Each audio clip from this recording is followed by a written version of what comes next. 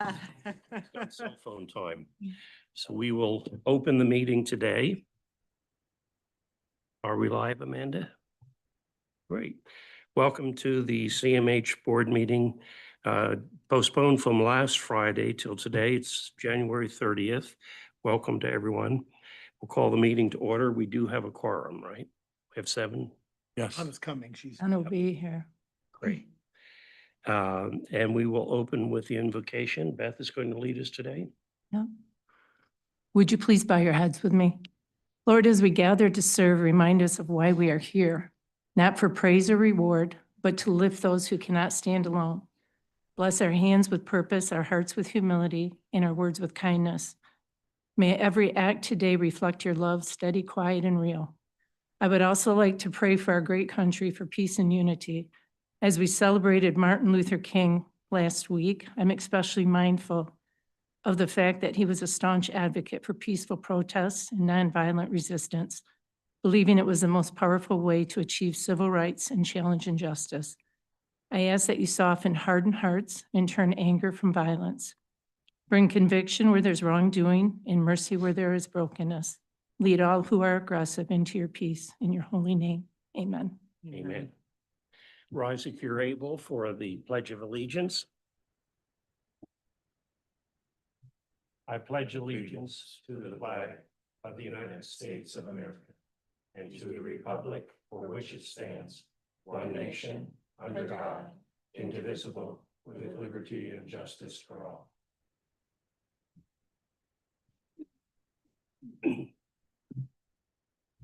I'll call your attention in the packet for the board today of our mission and vision statement. We refer to these every meeting. We don't always read them, but I'd like to remind you that we do have guiding statements that reinforce the fact that we are here to serve our public in very critical areas, and we take that very seriously. I'll open the floor for public comment. If anyone would like to speak, try to limit your time to 3 minutes and state your area of residence, please. Good morning. I'm Krista Mason from Benjamin's Hope, Ottawa resident. I want to take a moment to thank you for the program at the Robert Brown Center. That, of course, is designed to support individuals who have very intensive support needs. And when I learned that that was something that our county was going to be supporting, I can't tell you how important this is, because one of the hardest aspects of my role at Benjamin's Hope is when we love a family and we're connected with a family, and sometimes even their loved one is a resident with us and their needs are beyond the scope of what we can provide. So in the midst of enormous change, all the things we've learned even in just the last few days, I want to thank you for rightly prioritizing serving people that need this level of support. Thank you. Thank you. Anyone else? Do we have anyone online, Amanda?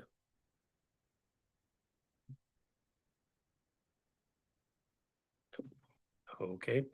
Then we will move to the approval of the agenda. Would someone like to make a motion to that effect? So moved. Support. Okay, any discussion? Any recommended changes? If not, please affirm your vote of yes for that motion by saying aye. Aye. Aye. Opposed, same sign. Motion passes. And the next item is a consent item for approving the minutes of our last meeting. You've hopefully had a chance to review those. Do we have a motion to that effect? So moved. Support. Any discussion or recommended changes? Hearing none, please indicate your positive vote by saying yes. Yeah. Aye. Aye. Aye. Opposed, same sign. I were yes for opposition. The motion passes. Chief Executive Report. You have nothing to report today, right? All is well now. Okay. Several things, and then later on under new business, I'll be talking about some other items related to needs-based. So the first thing I want to do is give you an update on the Yates decision and the RFP and the authority. In your packet, I did an update, but last night we received word that the Michigan Department of Health and Human Services has dropped or canceled the RFP in their bid to restructure the system. So the Yates decision really kind of put the state in a box saying you have the right to change the number of these PHPs or regional entities, but the role and function of the CMHs have to be in line with the mental health code. And he outlined several findings that I put in this document. So today I was going to update you and say, what do I think it means? But the RFP has been withdrawn. So is that good news? Well, yeah, from one front. Make no mistake about it, our system needs reform. Make no mistake about it. The financial models of how the system is run needs reform. Make no mistake about it, we have to make sure we add choice and hear what people were saying that were supporting the changes in this RFP. We need increased choice. We need a funding model that's based on the needs of our clients, that doesn't pit groups against each other, self-D, non-self-D, residential, non-residential. We need a funding model that's consistent across the state. So while this RFP was taken off the table, I still believe and will be actively participating in active reform so that we have continuity across the state. It shouldn't matter where you live for both funding and benefits. I had the honor of meeting with the other 45 other CMH directors. Anna and I attended what's called the Directors Forum. And our sentiment in that meeting with all the directors is, yeah, the way that the state wanted to change the system, we didn't support, but change is needed. Director Duff showed me this morning an email from the CEO of Midstate, one of the largest PHP, that says virtually the same thing, that reform is needed so that we have consistency and equality really on how things work. So yes, that existential threat to privatize the system seems to be on hold, but yes, I intend to actively look at reform so that we can reach some of the goals that the department was trying to do with their reform without destroying the system. So yeah, we go, yep, RFP done. We got to roll up our sleeves still. Why? Because we go through this every 2-3 years. Who's going to manage the system? And to me, and you'll see later, it's really how you fund the system. Once you decide that, then you can come up with how is it best managed. I think we've been doing it backwards for a long time. Who wants to manage something that's underfunded? Right? Everybody's falling over each other. So I think, and you'll hear later in my presentation on needs-based, if the state moves towards funding us based on the needs of our clients, it will then align with some of the other goals it had for restructuring. So on that front, the Yates update is kind of null and void. They removed that. But I believe the department is still going to find a way to make reforms in the system. And I know I want to be an active part in helping that based on the goals that ensure that clients get choice, that funding is dispersed in a way that's based on the needs of the client, which means everybody has to agree what those are. So I'll be actively working on that and keeping the board updated of what that practically means. I'll take questions on the PHP stuff before I keep going, because you know me, I'll just go on and say, any questions? And they'll be like, Mine really isn't a question, Yeah. more of a comment. I just greatly appreciate all the work that you have done on that, and your desire to continue to be at the table in that discussion means a lot too. So thank you for that. welcome. I also think on the LRE, it would be easy for everyone to say, now's not the time to say, now's the time to roll up our sleeves, get to work, reform the system, listen to what the constituents said, and to move forward. Yeah, Mary Dumas, the CEO of Lakeshore Regional Entry, I talked to her yesterday. And then once we kind of heard about this last night, she says, roll up the sleeves. We got a lot of work to do, which was great to hear. Michael, let me make a comment here. I think we owe a debt of gratitude to Judge Yates for establishing a judicial precedent for us. Page 3 of his decision, he says, "The RFP must be brought into compliance with Michigan law, which requires at a minimum that sufficient Medicaid funds must be allocated to CMHSPs to allow them to perform their statutorily mandated obligations through financial contracts with other providers." I don't know that we have had that kind of judicial imprimatur established previously. It's a matter of record now, and I think it will give us one more piece of armament as we try to battle for equitable funding. Yeah, that was definitely discussed at length at the directors forum, that feedback related to that. To me, it comes to a matter of how we're distributing the money at this point. And then we look at the structure, because there are haves and have-nots, even in our own region, which we got to fix. But yeah, I was encouraged with the decision. I think it was in line with I was thinking, but. Any other comments? Great. So the next update is on the authority status process. As you know, we're in the process of completing 3 public hearings. The next public hearing is coming this Thursday coming up at the Public Health Building at 6 o'clock in their general meeting. And the purpose of the public meetings is to do a presentation of what it means to become an authority status, some elements of a plan to implement us becoming an authority status, and then to take feedback and questions from the public. It is not a question answer. We don't get to, this is almost impossible for me, as you know. Like someone asks me a question, I can't answer, I don't answer it. So I'm sitting there like, right? But we gather the information, and then we get that back to county commissioners and the public and in this board. I encourage CMH board members, if they can attend this Thursday, it'd be helpful to have you there. If you can't, they have been recorded, and you can look at it. The first 2, we're getting better at doing them, so I think the 3rd public hearing will probably go better than the first one did. And a lot of it is I had to be able to not speak, which was tough. But the reality is I think they've been helpful in educating, in a general sense, the difference between a county department and authority. And so that process continues. What will happen next then is that all of that information will be aggregated, sent out to the public and to the county commissioners.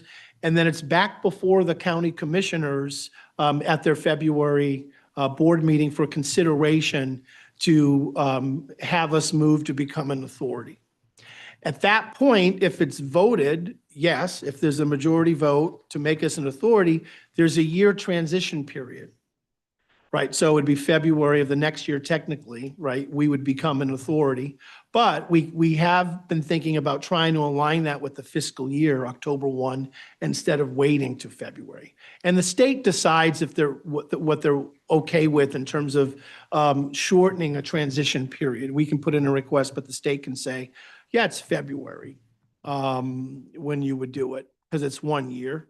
I will say that the CMH board, you're in a really peculiar situation because you don't actually get to vote on it, right? And until all the public comment is in and all the information, it's hard to say, all right, should we say we support or not support becoming an authority?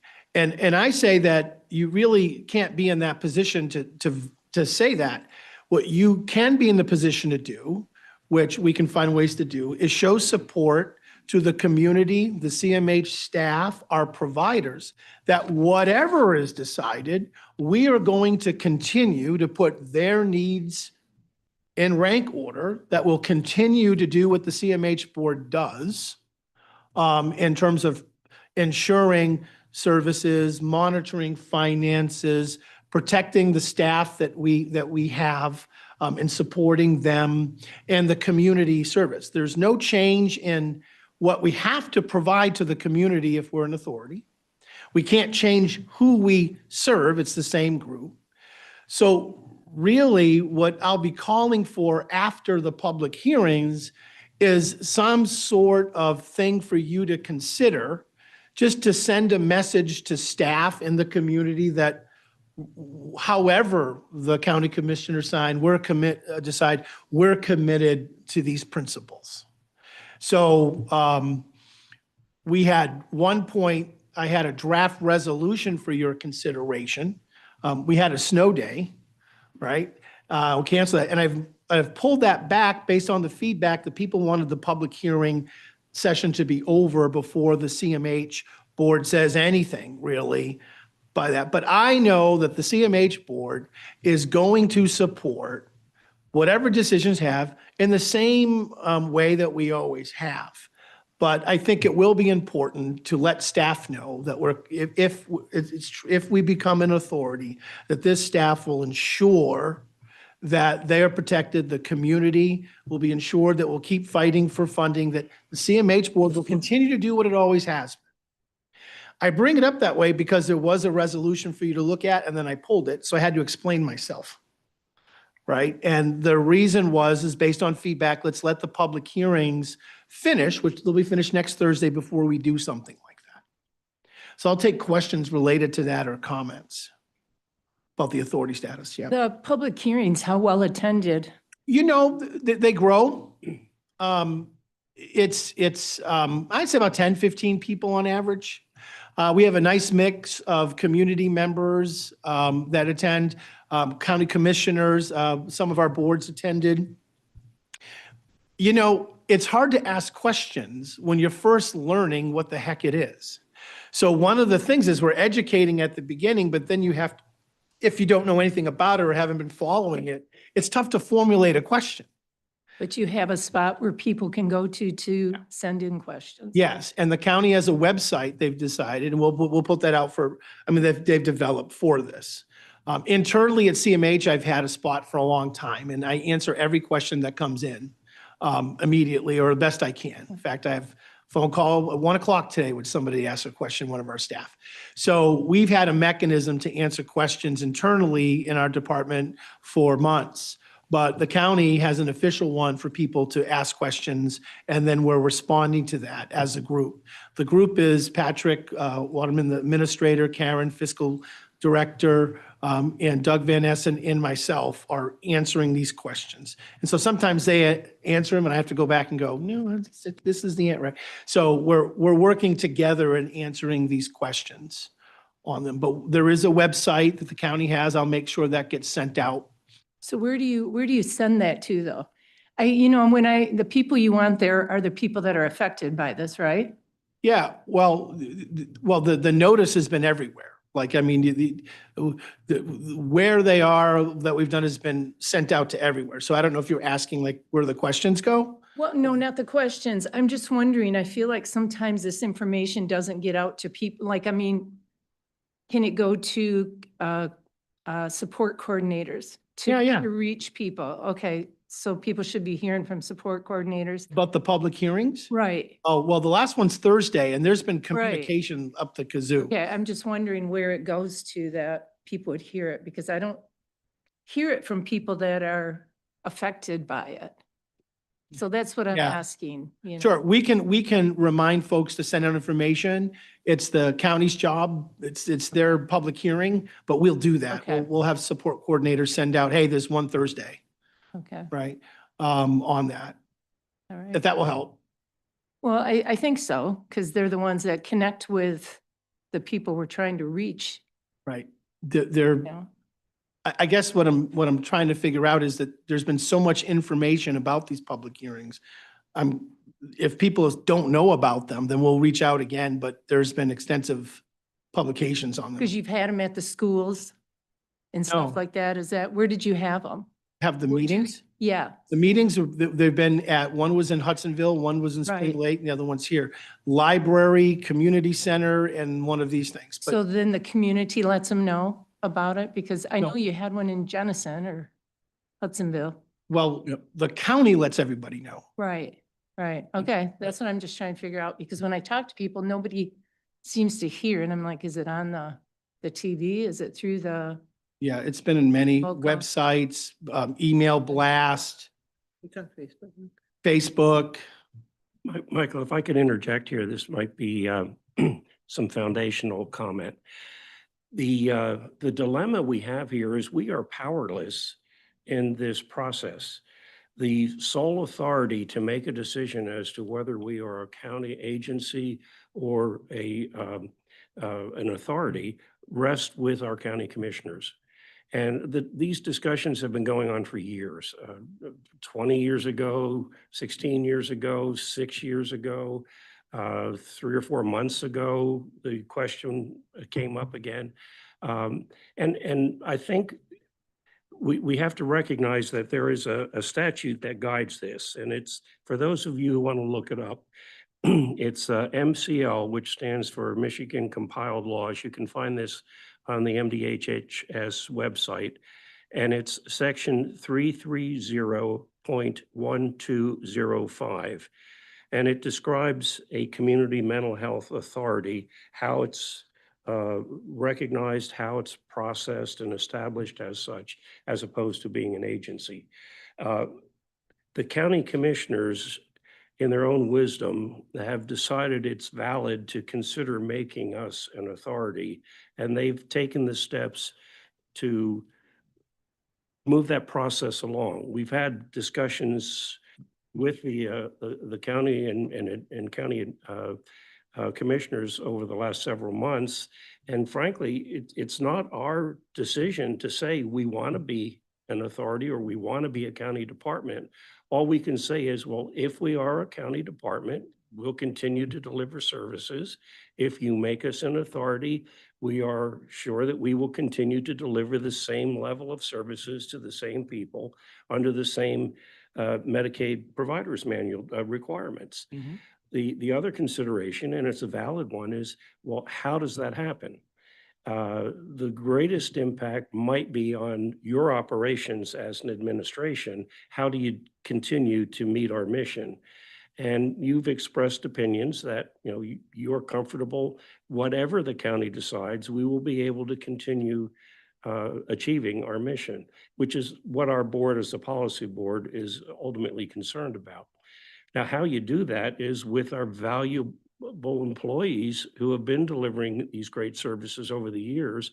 And fortunately, the section 330.1205 provides continuity for that. So as you've stated before, for at least a 1-year period of time, there's a transition for all the employees to it, the authority, with the same benefits, the same rights and privileges, the same retirement plan as they currently have. And I think it's valid that we assure our valuable staff, because we don't want them to feel jeopardized and leave. We want them to stay and continue doing that work. So from that standpoint, we have been engaged in the process, and a draft resolution was designed to provide that level of assurance. Interestingly, nowhere in this legislation do we have the explicit requirement to even respond to a county commission that decides to make us an authority. It's not something we can accept or reject. Right. Now, as a responsible agency, we're going to make sure our county commissioners know how we're going to be able to operate under those circumstances. But it's not necessary for us to make a resolution in order for it to be effective.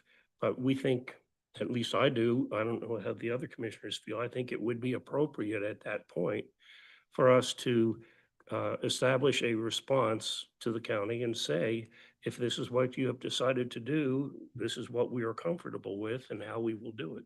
Right. So the other thing is, the meeting on Thursday is at the county health building, not our offices. Right. It's the building next door. Yeah. Yeah. Public health. Yep. Because we don't have a big enough room. I think it's worthy to point out that, and we've heard this a few times, that if the county decides that we're going to go to an authority, next year they could turn around and say, we're going to be a county department again. So there is fluidity in that. And that, to me, that points out that they're calling the shot here in regards to this. So I've often been asked about my opinion about this, but I just think it's a process that we have to go through. And my opinion is that we have to provide the services to our consumers. And we have to take care of our staff the best of our ability. And so that's where I stand on it. Other comments related to that, or can I move on? My position is that we're going to provide the best services that we've always have, regardless of how we're structured. The most efficient, cost-effective, high-quality service. There's no change in what we provide. It can't be. There's no change in who we serve. There can't be. So regardless of how we're structured, we have the same obligations to the community and the people we serve. It does not change if you're a department versus an authority. So, that's been kind of my position of, I'm keeping my eye on the ball while this is being worked out and educating as much as I can and being part of the process. Okay, so that's the update related to that. Usually we review the kind of access kind of standard stuff, a little metrics at the PQI committee, but we had such a large agenda that we didn't get to this. I just want to highlight a couple of things on that report. You had it up. Okay, so the first one's looking at crisis. This is for November and December. And I will say that Olivia Martin's here in the audience. She's doing a presentation later. She puts this report together, her and her staff, for this. And thank you for that. I keep having them change it. So from November and December, we had over 220 crisis contacts. 73% did not result into a inpatient stay. And 27% did result in an inpatient stay. And our benchmark for that is usually we want about 25%, so we're a little bit over. When later today, you're going to see one of the dashboards that we've developed on monitoring inpatient hospitalization even more closely. Even, I'll go far as say, as Director Duff will like it. Okay, all right, because he's my person on that. But then at the next peak Performance Quality Improvement Committee, we're going to drill down into inpatient hospitalization trends and rates that we have noticed.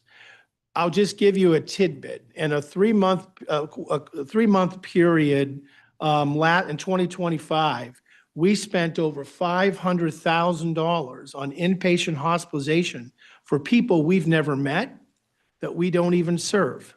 They were in the Healthy Michigan Medicaid program, right? And so if they need hospitalization, we have to assess them, approve them, and pay for it. Primarily, these folks were provided services by the health plans and the moderate mental health thing. But over $500,000 of inpatient expenditure went to a group that we weren't even serving. So you'll hear at the meeting, the next PQI meeting and then at the board meeting, other details related to this group, but it's a growing group of people that are being hospitalized because it's my belief they're getting inappropriate or inefficient behavioral health care by the people that are below the CMH system, like in the moderate range. And it's costing us, with our capitated amount of money we get, $500,000, and that's an increase from the year before. So I show you this crisis report, and we go, okay, Michael, the percentage is 27%. We don't stop there. I want to know who they are, how it could have been prevented, what are our trends by hospital, what are our trends by age group, by funding source, and our new dashboard that you're going to see a peek of today accomplishes that. And we're able to track and then problem solve inpatient hospitalization and crisis expenditures. So this is the first wave that we developed, and now we're going into phase 2 to know. In fact, I know every single person that was hospitalized. It's on a list. We know why and do due diligence, but it's one of our fastest growing expenditure items is inpatient hospitalization. And if we're not treating these people, the answer is, should we be? So we have to answer that question too. It's not just a matter of saying, gee, somebody else might not be doing a good job. What could we be doing to help? So that's one part of the data that I wanted to show you. The next one, yes, please go ahead.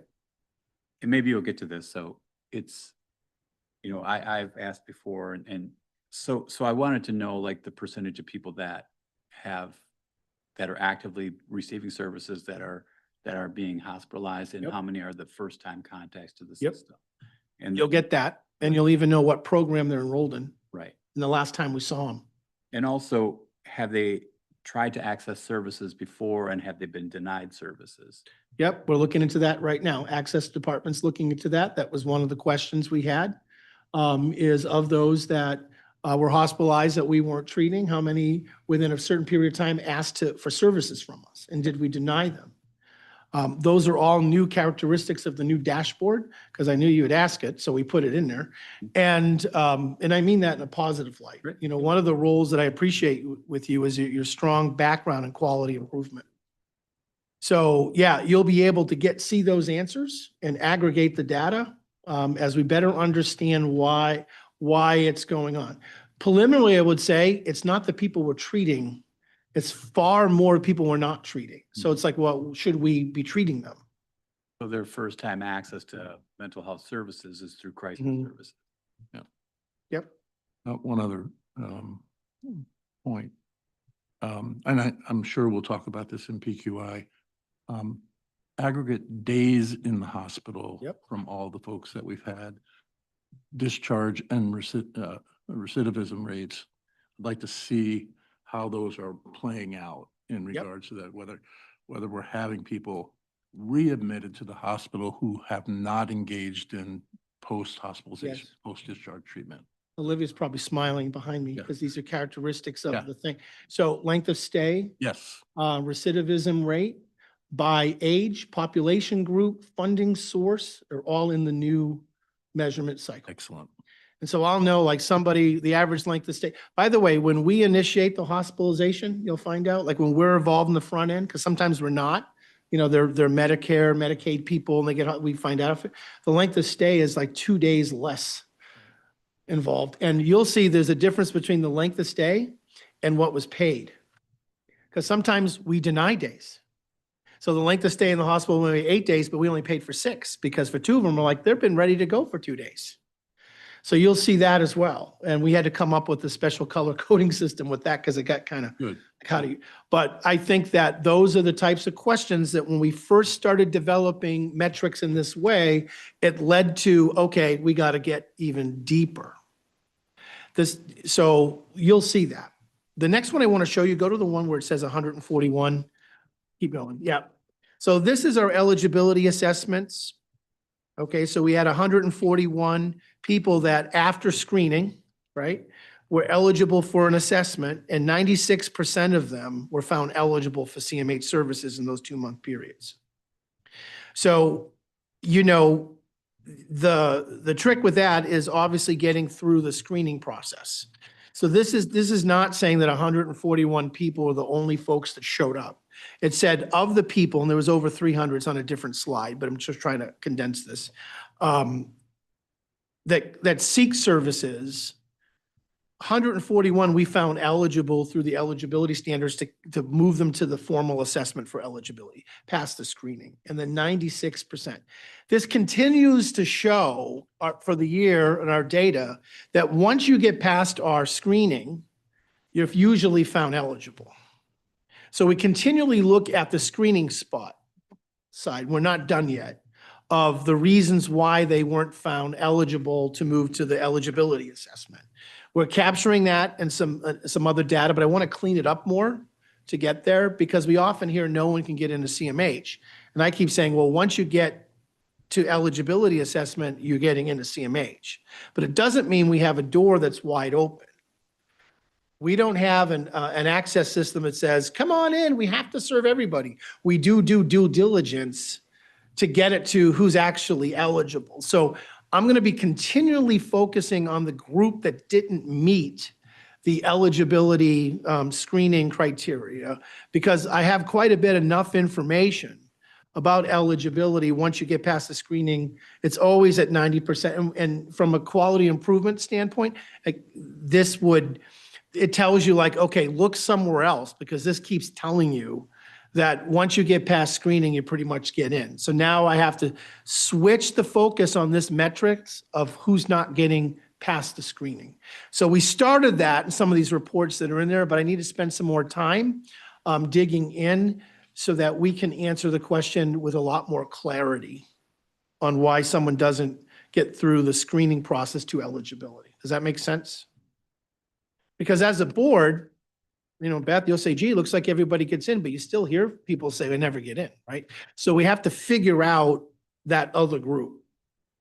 I'm committed to drill down now and not focus as much as people, once they get past, we'll still have the data assessment to services. We already know that pretty much once you get to eligibility assessment, you're getting in.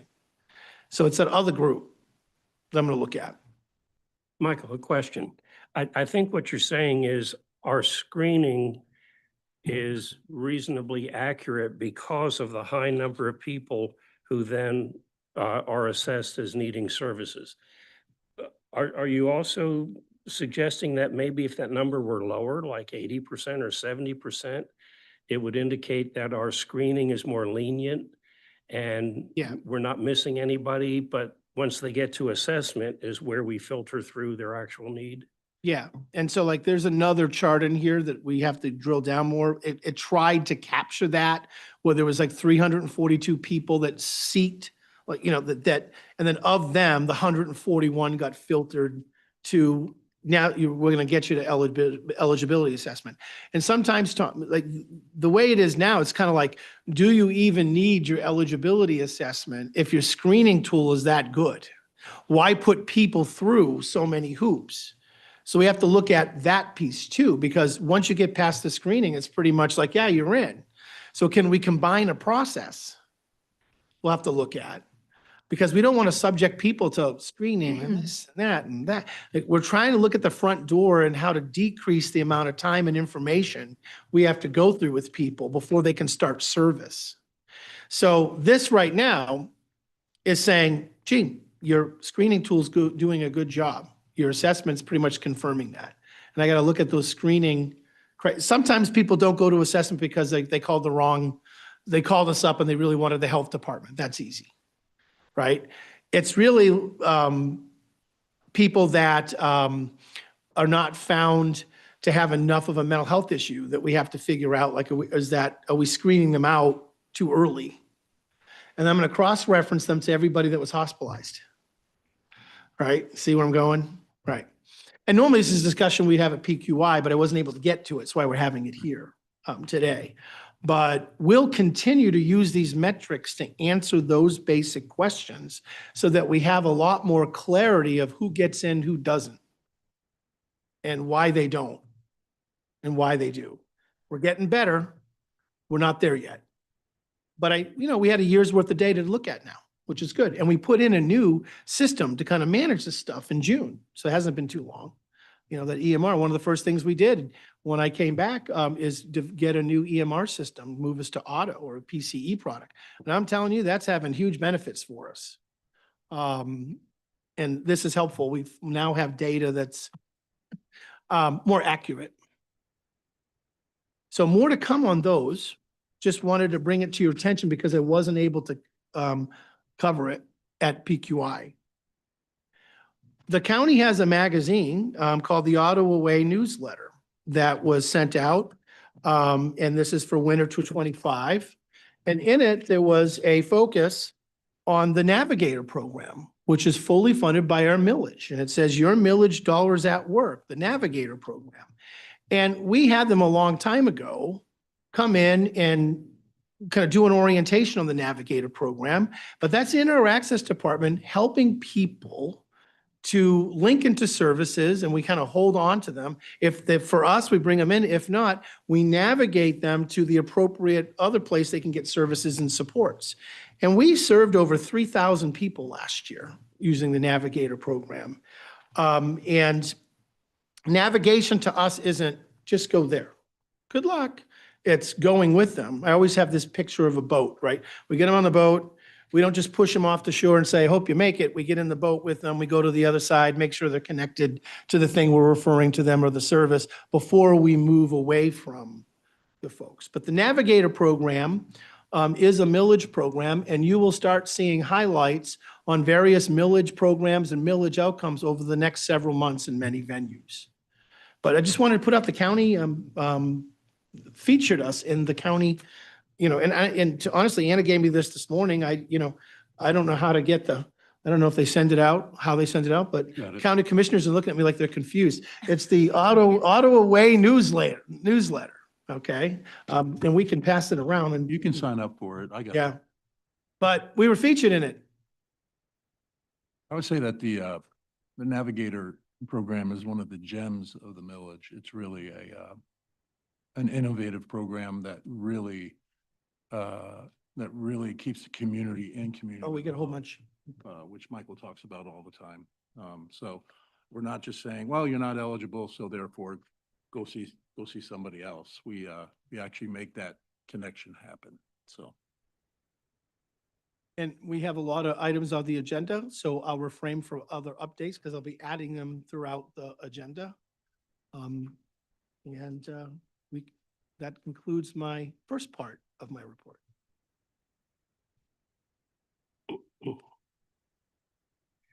Okay, we have next the committee reports. PQI committee, would you like to make a report? Sure.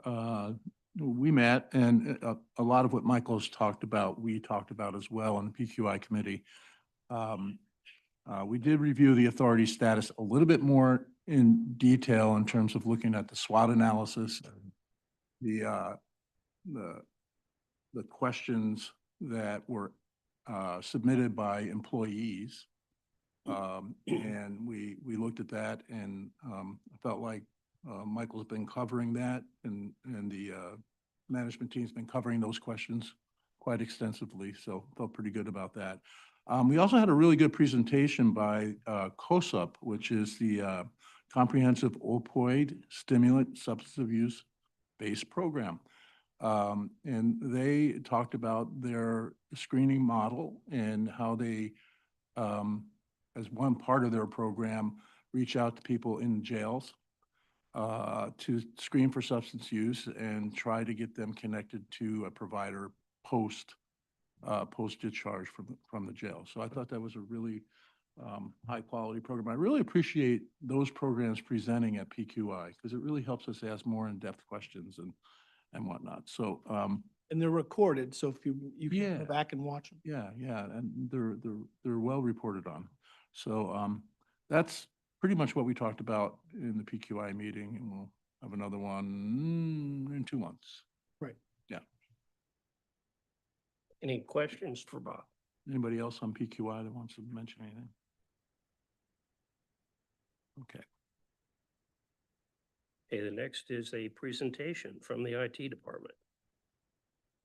Yes, the CMH IT department, not the Yes. county, Uh-huh. just to be clear, even though we love the county IT. Thank you. Good morning. My name is Tony Benjamin. I'm the CMH IT Program Director. With me is Olivia. She's the UM data technician who does the great dashboards, which we'll show off later in a few minutes. So we'll go with the next slide. So we'll start with the picture of our team here. So at the top left to right is Brian, Tiffany, and Jeevan. And the front row is Adrina, Olivia, and myself. So kind of joke that looks like a family picture. I have it displayed in my room or in my office. So at CMH IT, we provide and support the CMH innovation technology and data-driven strategies to foster growth and improve lives.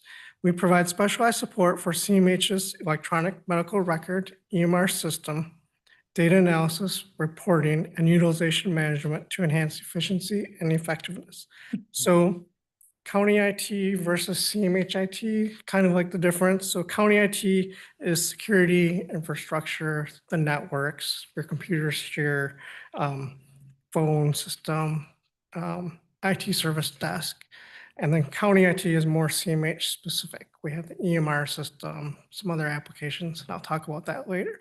But if you have problems with your computer, you can call the county IT. But if you have problems getting to the EMR system, you contact county or CMH IT. So that's one of the kind of difference between the two. Think of it as two sides of the house. We have the front side of the house, which is the application side, and then the back side of the house is the data side. So the application support team, they implement, upgrade, and maintain the CMH specific applications. They provide the security, application support, and as a liaison with the vendors. So they provide support for the list of applications there. The new EMR system that went live, e-faxing, the CMH FTP software, Zoom for meetings, the referral applications, the state of Michigan applications such as EVV, CC360, CRM, DSA, and then like many more acronyms.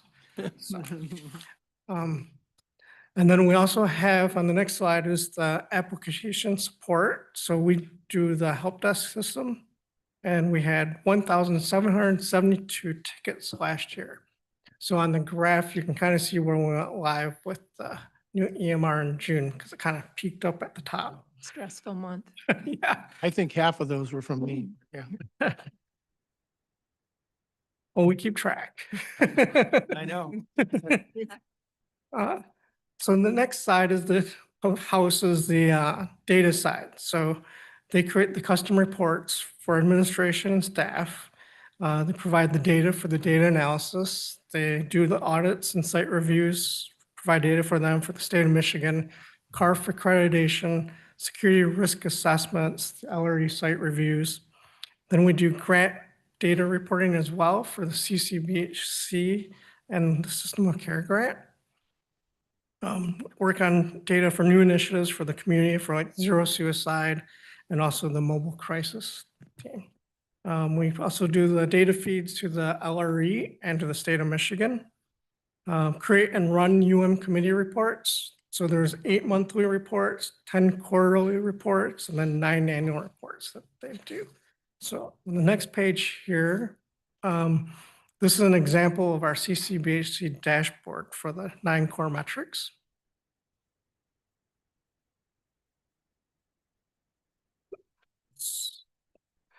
So next page is the achievement. So we had a pretty busy year this year.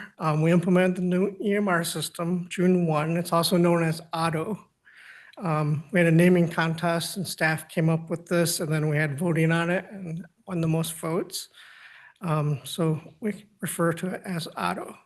We replaced the 20-year-old plus EMR system. It took us 7 months to implement. They normally take like 8 to 12 months. PC said we were like the fastest one for our size. So the clinic teams, the IT teams, and the vendor, we all work very, very hard to get it done before summer vacation.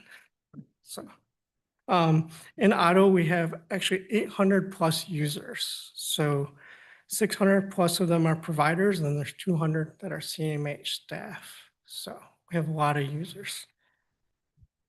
And then you can see our logo there. We had a logo created for our Otto system. Oops. So next, some advantages of Otto. So we're number 45, lucky number 45, because out of the 46 CMHs, we're the 45th CMH to be on the same vendor, the same system. So we all speak the same language. If you have issues, concerns, you can talk to your neighboring CMH, and they've probably gone through it. Otto is a custom application. But it is also standard. So if they make changes, the vendor will make the updates for you and they'll roll them out to you.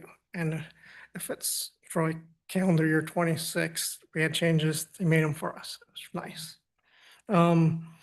Otto has provided process and efficiency improvements for the clinic services, physical services, and CMH IT. For example, we do EVV data feeds. We did them daily. So we'd have to run a report, send them to the state. And now it's all automated through Otto. So that frees up time. We cross-trained the team and we developed a roles and responsibility matrix. We identified the primary and the secondary support person, and then a third person for any of the daily or weekly tasks that we need to do. So we always have backup. We implemented the EVV system. We updated the reports for auto. Some more accomplishments. We developed the CCBHC reports in both EMRs because we had to do it in the legacy system and for auto. We developed CIT forms for the crisis team to record incidents.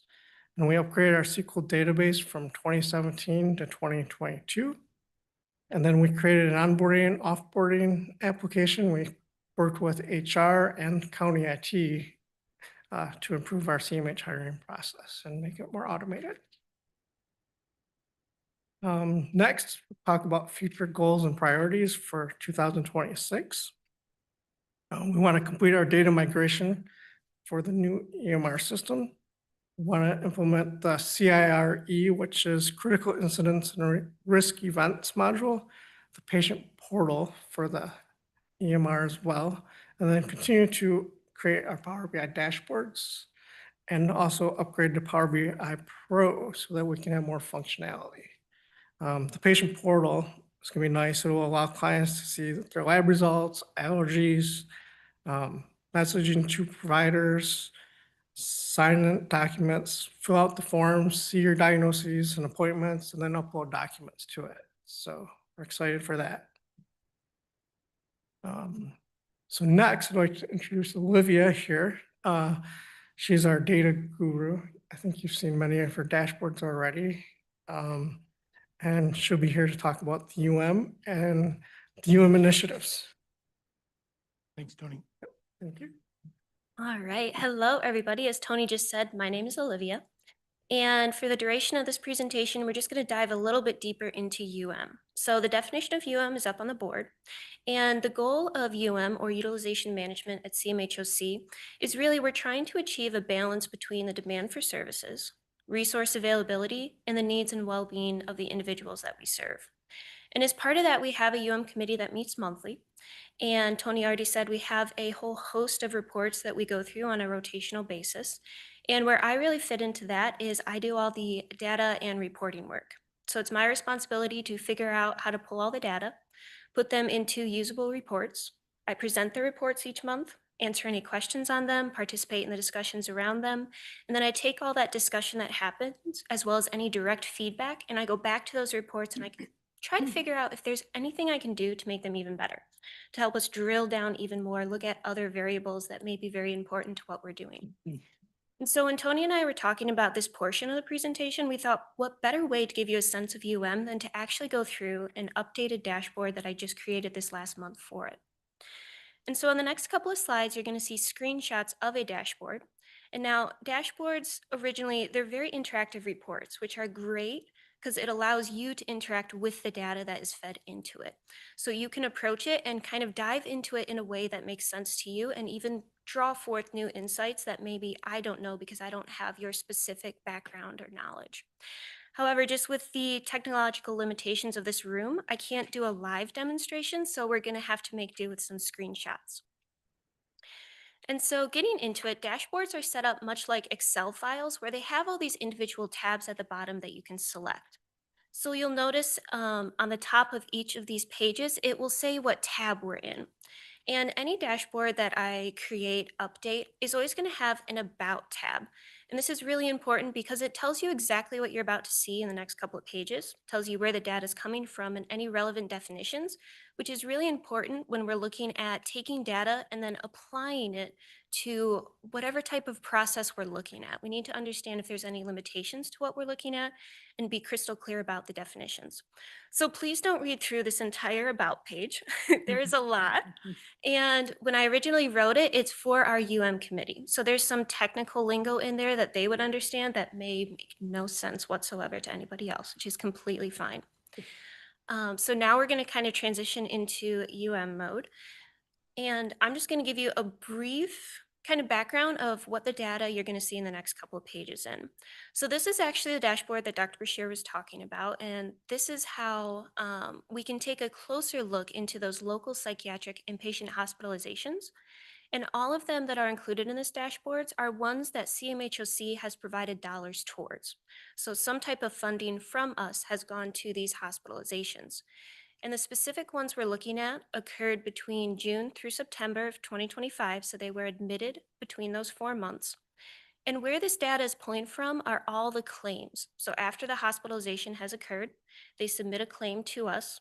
Fiscal does their magic and they process it, and then they finalize it with all the relevant details about where the funds come from, how much was paid, and so forth.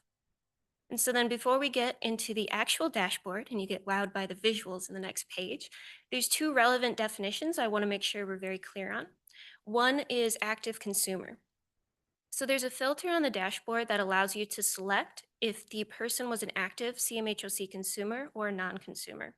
And what we mean by that is during their inpatient stay, if they were considered an active consumer, that means they were actively enrolled in CMHOC services. A no or non-consumer is the exact opposite. They were not actively enrolled. And then there's another important definition and distinction when we're looking at hospitalizations that we put dollars towards, and that is if we oversaw the stay. So there's two distinct buckets. If CMHOC oversaw the stay, that means that, namely our crisis team, screened for the hospitalization, authorized it, and then oversaw the entire admission and inpatient stay. But then there's also another group where we did not oversee the entire stay. So that typically has to do with insurance policies that the individual has, but we still include them on here because we still paid some dollars towards it, namely in like a Medicaid copay is what you can kind of think of it like. So now that we got the methods out of the way, which is everybody's least favorite part, let's actually go to the second tab of the dashboard. And what this is, this provides you kind of like an executive summary overview of all the inpatient hospitalizations that occurred from June to September of 2025. And if you'll notice in the bottom right-hand corner, we have a lot of those filters. And that's where a lot of the interactive aspects of the dashboard comes from. But I also want you to notice that that CMH oversaw stay, yes, is selected. So that means all the stays and all the data that's feeding into this page are just hospitalizations that we directly managed. So then the way that we would interpret it is that there is 122 inpatient hospitalizations that we oversaw that were admitted from June to September of 2025. And then you could go down and continue reading all the quick stats, including how much we paid. And there is one thing I want to mention. We do have that 12-month, 30-day readmit rate. And how we would interpret that is 0.8% of the hospitalizations after they were discharged were readmitted to the hospital within 30 days of that discharge. Even though I say 12 months, this is only feeding in auto data, so this is only since June, so this is really a 4-month readmit rate. But as we continue on, I've coded it so that it will continue to draw back from June until we get to July of next year. And then one other graph I do want to point out, because it's on the next slide, is in the bottom left-hand corner. I really like this graph because this shows you each individual length of stay for every single hospitalization and its distribution across all the hospitalization stays. So it gives you a very quick glance of how often are people actually staying in it, not just an overall average, but then also seeing, okay, is there anybody that has a longer length of stay than kind of our other core groups? And then it allows us to then drill down into those individual stays as well. And so then on the next two slides, we're going to stay with this particular page, but I want to demonstrate some of the power of the functionality of the dashboard. So if we go to this, this is representing if I were to click those different filters that were in that right-hand corner. So the top portion is what we just saw, and that is CMH oversaw stay. The filter is selected yes. But then in the bottom, if I were to go and click that CMH oversaw stay no, these are all of those stays I was talking about that we don't directly manage, but we do contribute dollars towards. And so then again, it would show you all the visualizations beyond that. So this next page, this gets a little funny. But what this represents is if I were to drill down and select more than one filter. So what I want you to focus on first is everything above that black line. You can even put your hand to cover everything below. So what the active consumer, yes. So that is, I would select yes. So this is only showing active consumers during the hospitalization stay. This is all the stats related to that. And we can see like the average length of stay was about 10 days. You'll notice the 30-day readmit rate is blank. That essentially means that we didn't find any active consumer that was readmitted to the hospital within 30 days within those 4 months. Now, if you follow the blue line down, this is representing if I kept the active consumer yes filter selected, but then I selected another filter on top of that. So if we follow it to the left, that would be CMH oversaw stay, I would select yes. So what that average length of stay, how we can interpret that, is that of the active CMHOC consumers that we directly manage their stay, the average length of stay was 9 days, and none of them were readmitted within 30 days. Now, if I were to follow that line and go the other side, how we could interpret that is of the active consumers that we did not manage the stay, their average length of stay was 15 days, but still no one was readmitted within 30 days. And so then if we look at the bottom half of the page, that is representing the same flow, but the exact opposite. Now we're looking at non-consumers.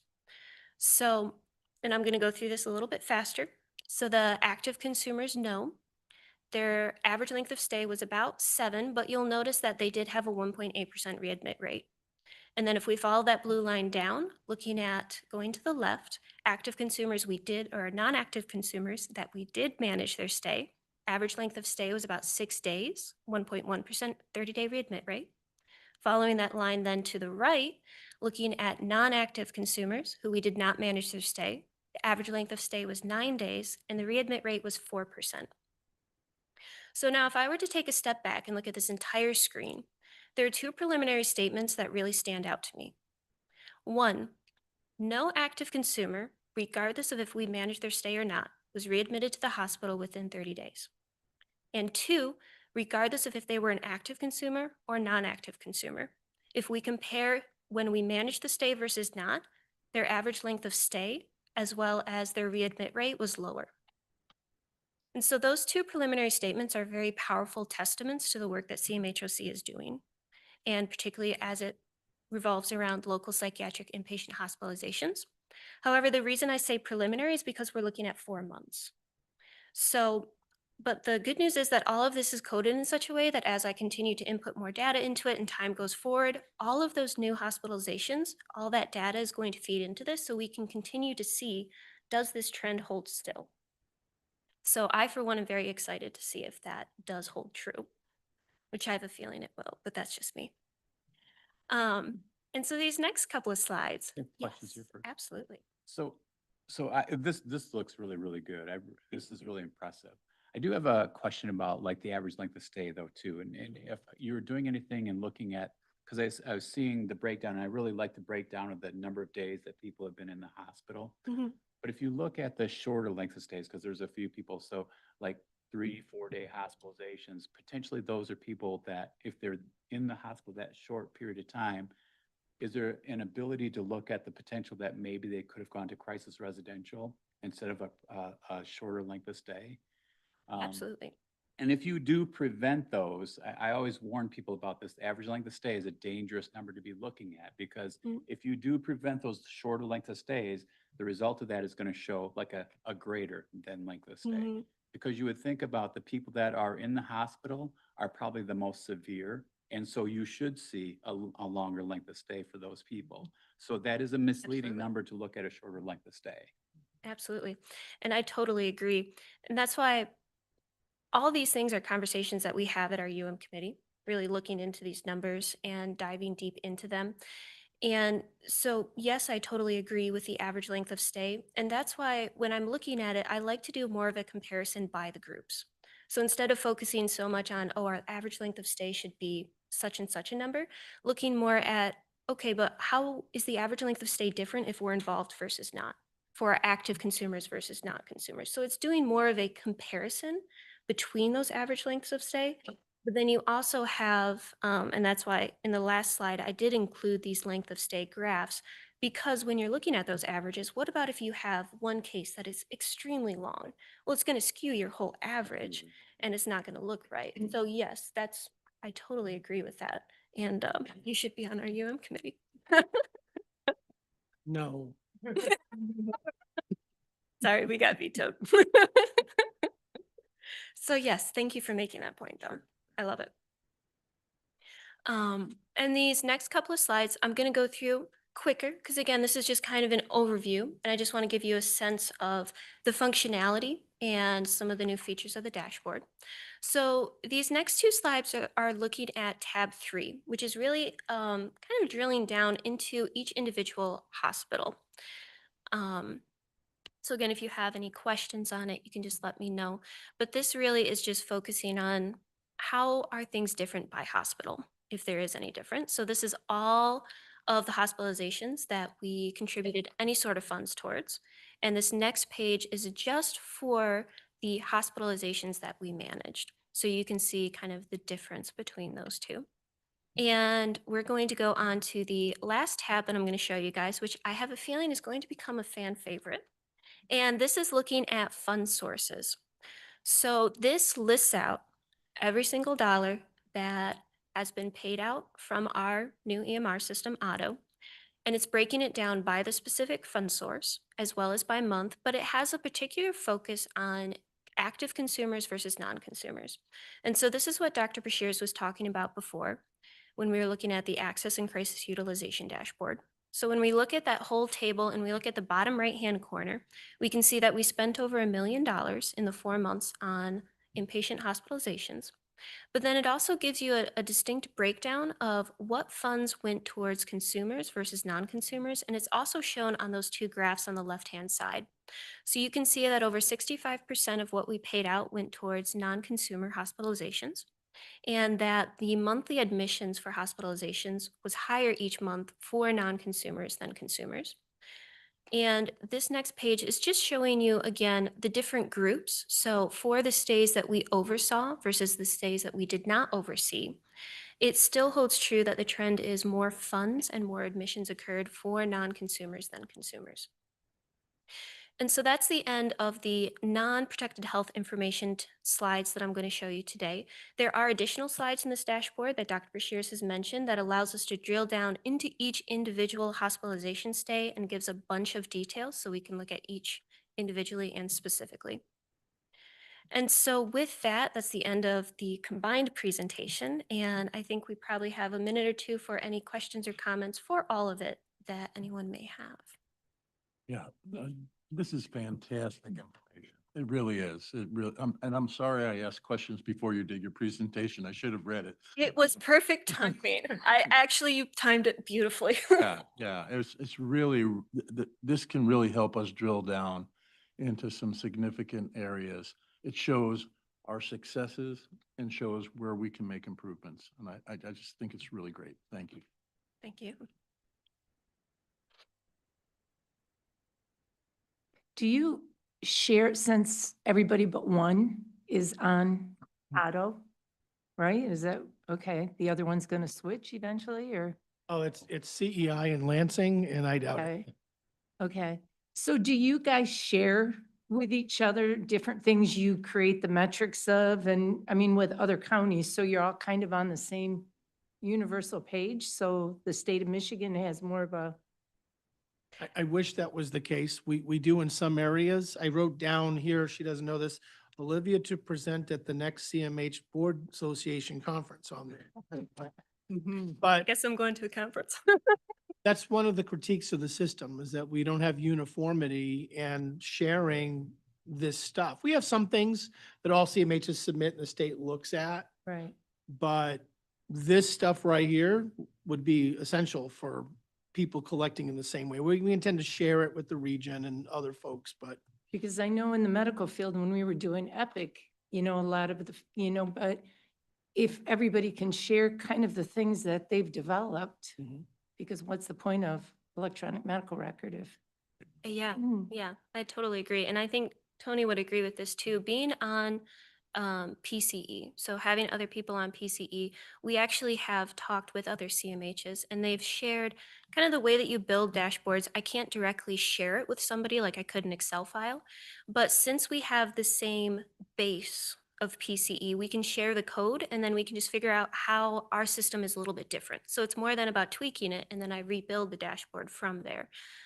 So that has definitely been an advantage in just Yeah. having more people on it. So as Tony said before, also with other system fixes, it's kind of like, hey, what did you guys do? Yeah, that's great to have all that data. Mm-hmm. Absolutely. The amount of money that has been spent on inpatient care, I know that this is new data, so it's hard to compare, and it's a 4-month period of time. Do you have a sense about how it compares within the past, about where we're looking at? And I was wondering, my guess is that it has increased over a period of time, and is it a result of increased utilization, or is it because of increased contract rates with hospitals, or a combination of both? It's a combination of all those, Paul. That's what prompted this report to be developed, because we saw an increase over the last 2 fiscal years of inpatient expenditures, and I needed to know what's going on. Right. So you'll get more of that, but one of the reasons why this is was done is to answer that question. So as we get more comparisons, we will. Right now, we've been just kind of looking at, what did we spend last year? And I'm like, well, what did we spend it on? You know, what happened?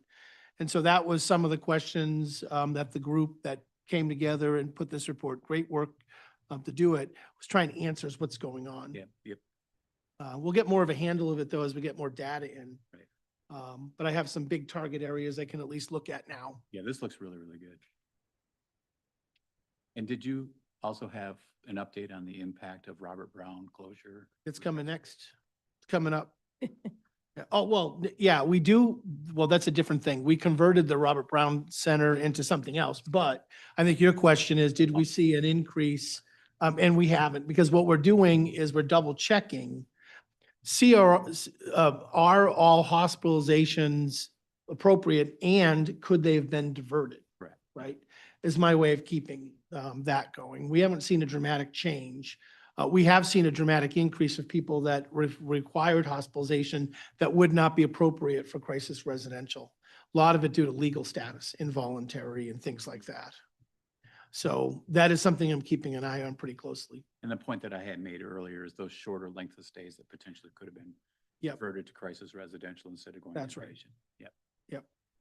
But as a follow-up to that, you do have the ability to drill down, for example, analyzing the number of people who have been hospitalized for shorter stays relative to readmissions, as opposed to people who have been there for longer stays relative to readmissions.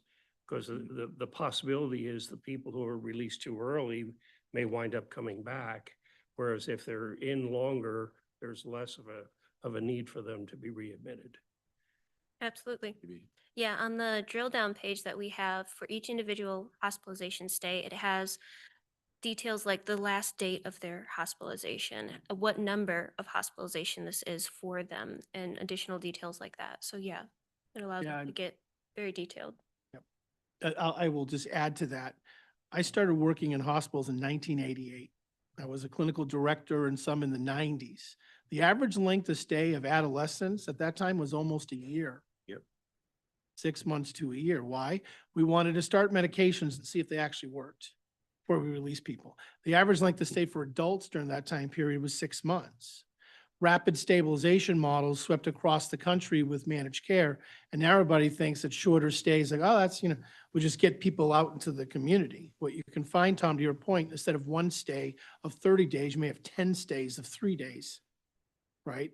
And so as Paul was talking about, Director Duff, that length of stay is deceiving for certain variables, but our view of hospitalization is like, people are like, well, get them out as quick as they can. I'm like, no, get them out when they're ready. Right. And more importantly, when the system is ready. And so some of this data suggests if they're already open with us and they get hospitalization, discharge planning has come back to us. If we're not involved, the length of stay is different and they come back. Why? Because the outpatient world besides us don't have the same accessibility as us. They can't take people back. We have a requirement that we have to see people within 7 days of them being discharged for the hospital. That's not the same in the private sector at all. There are no standards on that. And so that's impacting the recidivism rate, because if they're served by us, they're part of a system, a team.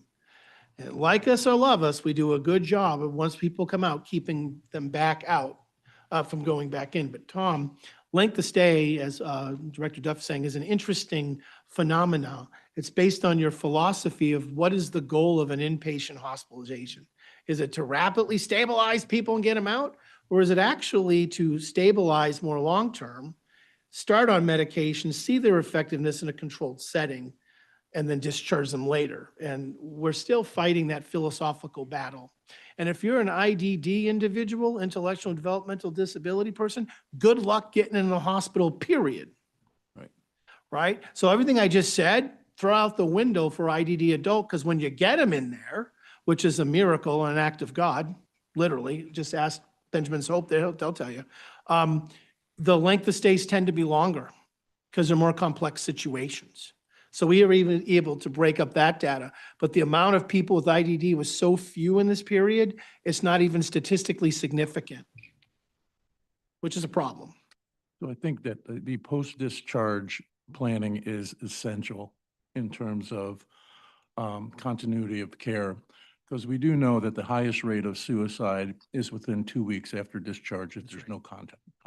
So we have to be really, really careful that it's an effective quality hospitalization with an effective discharge plan.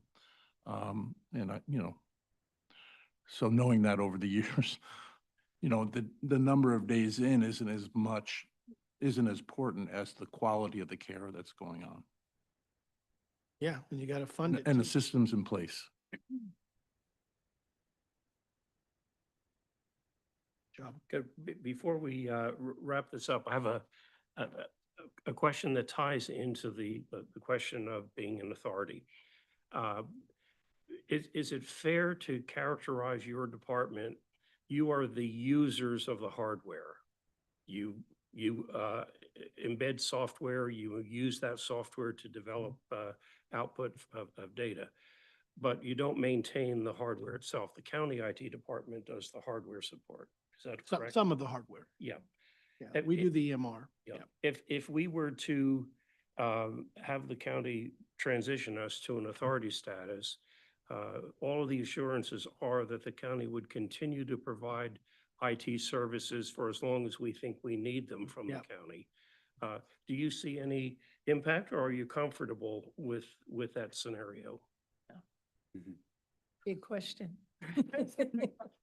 So, yeah, I think we're continuing to work with the county IT. I've actually worked here for 20 years. I started in county IT for 18 years, now CMH. So I've worked with the county IT since I've been here for 20 years. So I'm comfortable with doing It'd be our goal to have a hybrid model. Yep. And so if indeed the decision is made for us to be an authority, IT is one of the areas where the current relationship fits quite nicely. They're providing structural hardware. We don't even have enough space for our staff. Where am I going to put a new server? Okay. So we would use the county IT infrastructure under contract. We would control the terms and condition of the contract, though, with the county. And then the EMR and all this stuff already is managed at the CMH level. And by the way, that's the strategy for all of the big things like IT. HR is a little different, finance, shared models to maximize efficiencies and cost. Facilities, the same thing. If we were voted an authority, we wouldn't have to all of a sudden go, oh, we have to stand up the entire IT department. I think Tony would go, ruh-roh. It'd be a several-year process utilizing the county. And our relationship with IT and the county is great because they kind of leave us alone in a way, just to be honest with you. Yeah, here's the infrastructure, now go.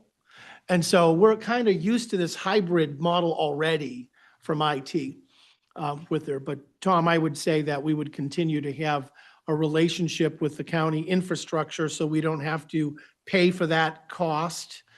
under contracts will be like a utilization fee, and then still have the freedom to do what we want from a report standpoint and processing standpoint. Thank you all. Yeah, I didn't want to have to Olivia answer that one. She's like, I don't know. That's where I go. Sounds Talk to my good. boss. Thank you both. It was very informative.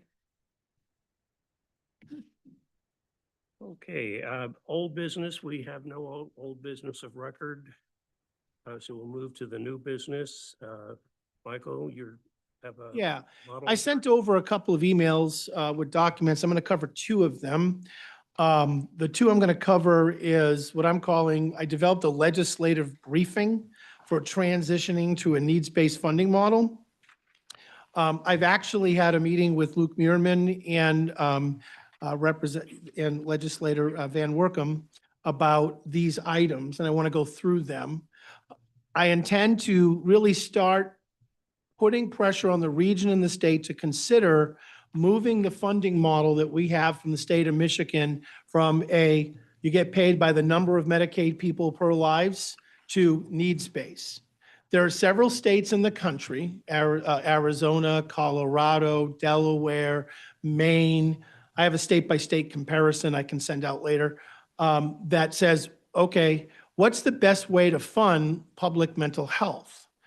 And according to CMS, the Center of Medicare and Medicare Services, the best way is a needs-based model, meaning that there is consistency of how much you pay for somebody with a particular set of needs, right? Right now, in our region, we're strictly a per eligible per month. We get paid by the number of Medicaid recipients in our county. That can go up or down. But guess what doesn't change? The needs of the people that we're already serving. So even though we get paid primarily by Medicaid number of lives, the amount of people we serve is around 6 to 8% of the Medicaid population or in general. And their needs, just depending on who we're serving, have a pretty fixed cost.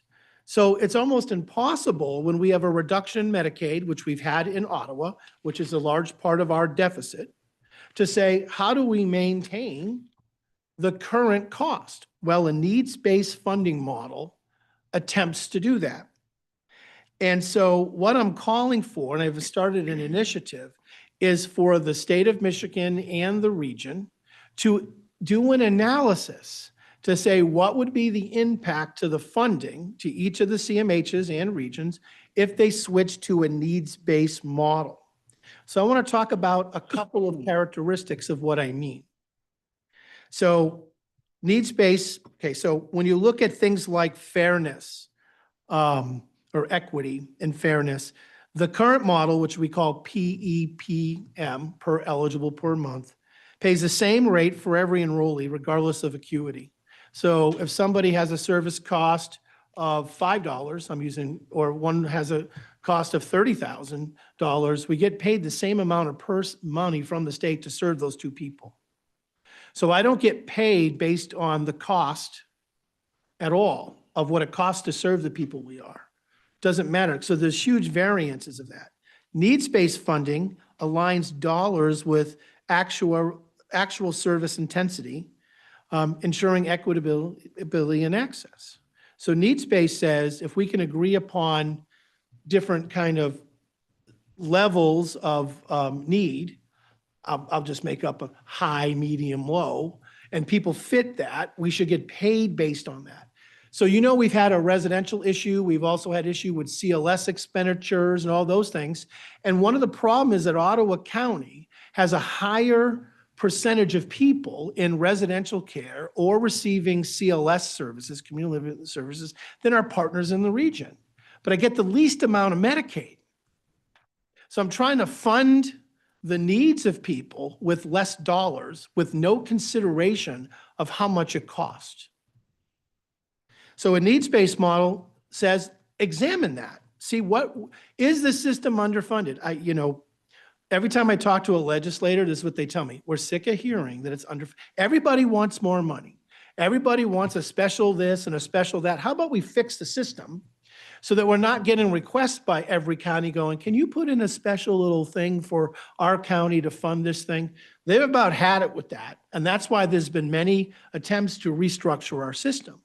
A needs-based model allows an analysis allowed to really say, what is the true cost of serving populations and what would be the amount of money needed to do that in the state? And so going to a needs-based funding model is more compliance. What CMS requires actually sound rates. I have another handout that you can read all about it. I call it CFR 43.8. Explain why needs-based beats PEPM. If we switch to a needs-based reimbursement model in the region, we'd be far more in compliance with the Center of Medicare and Medicaid requirements to ensure equitable funding. So that's another document that you can read I put in there to really highlight that point. Needs-based models meet CMS requirements and reduces audit risk. In fact, when you read, and I did because I'm a nerd, the entire manual on how CMS does their rate setting, they say that the needs-based model is most in line with home and community-based standards and ensuring that people are not underfunded if they have high needs or underfunded if they have low needs. In fact, the same document says that the strict PEPM model that we have is the most simplistic and most unfair model of distributing Medicaid dollars. So it also improves access. High acuity populations face wait lists. Now, we're not supposed to have a wait list for Medicaid services in our current system, but you talk to anybody, they're still waiting to get certain services that are high end, like trying to get into the state hospital when you're IDD, you just can't, things like that. Needs-based funding ensures timely access to crisis-intensive services because we'd be getting reimbursed based on some of the data you've seen today, what the need is. Fiscally more responsible. It targets dollars where they are most needed, reducing costly hospitalizations, maintains budget neutrality during a transition from one need to another. And there's 5 things related to workforce stability. If you fund the system, and we try to do this in our residential rate initiative we did, we asked providers, what are your true cost of care? We defined all those terms. We developed in Ottawa County within 15 months a new residential level of care system. We have attached and you have approved rates to that is a version of what we mean by needs-based. This is the need for that service. This is what the cost of the service.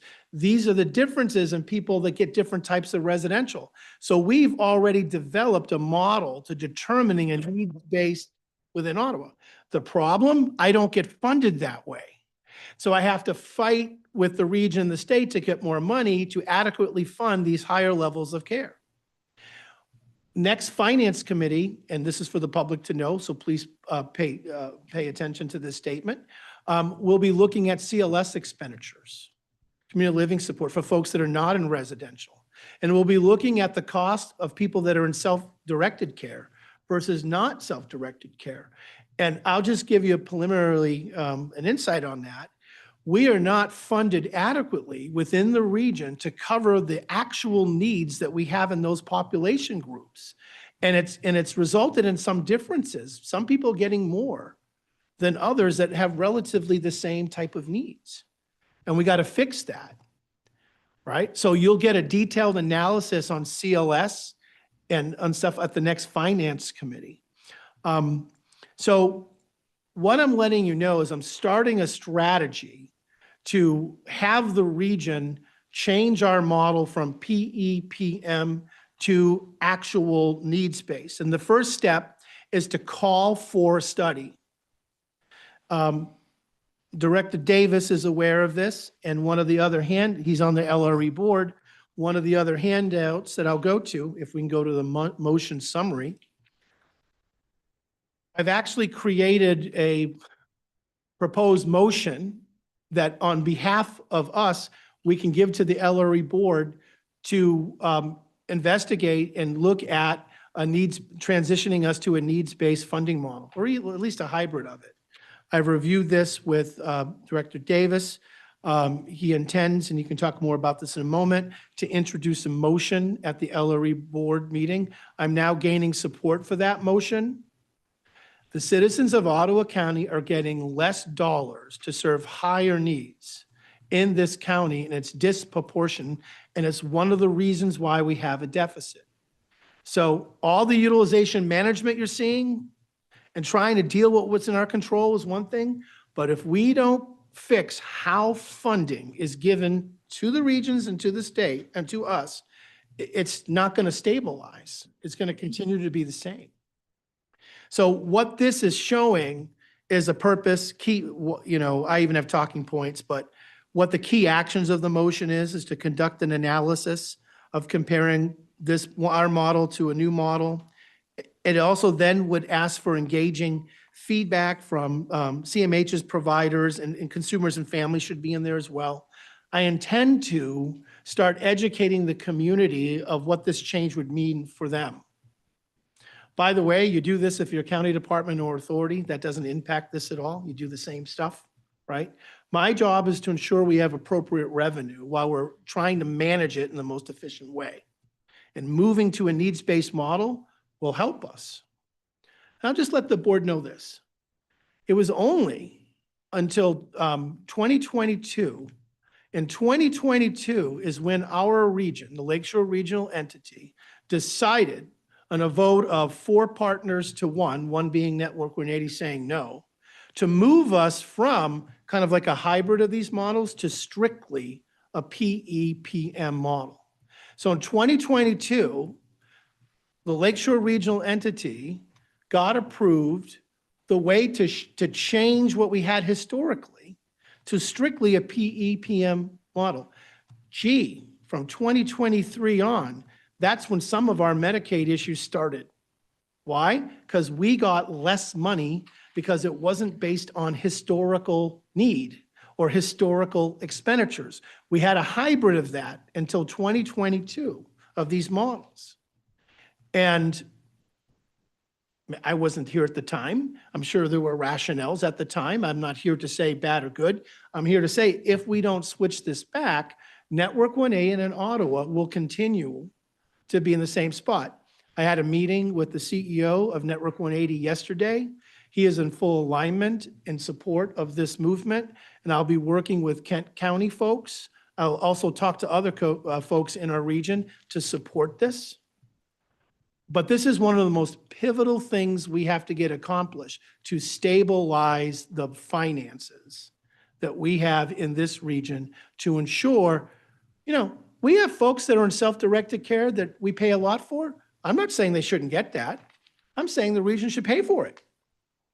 And all of our folks, we shouldn't be penalized for the type of folks that live in Ottawa County with their unique needs. Michael, how many of the counties in the LRE need to agree to do this in order to switch us? So right now, there are 2 counties who are basically throwing a flag up that they wouldn't support this. However, I really do believe that we need to put it on record and to have the discussion. And I think Michael's working behind the scenes to try it. All counties have to approve it. Currently Muskegon and Allegan.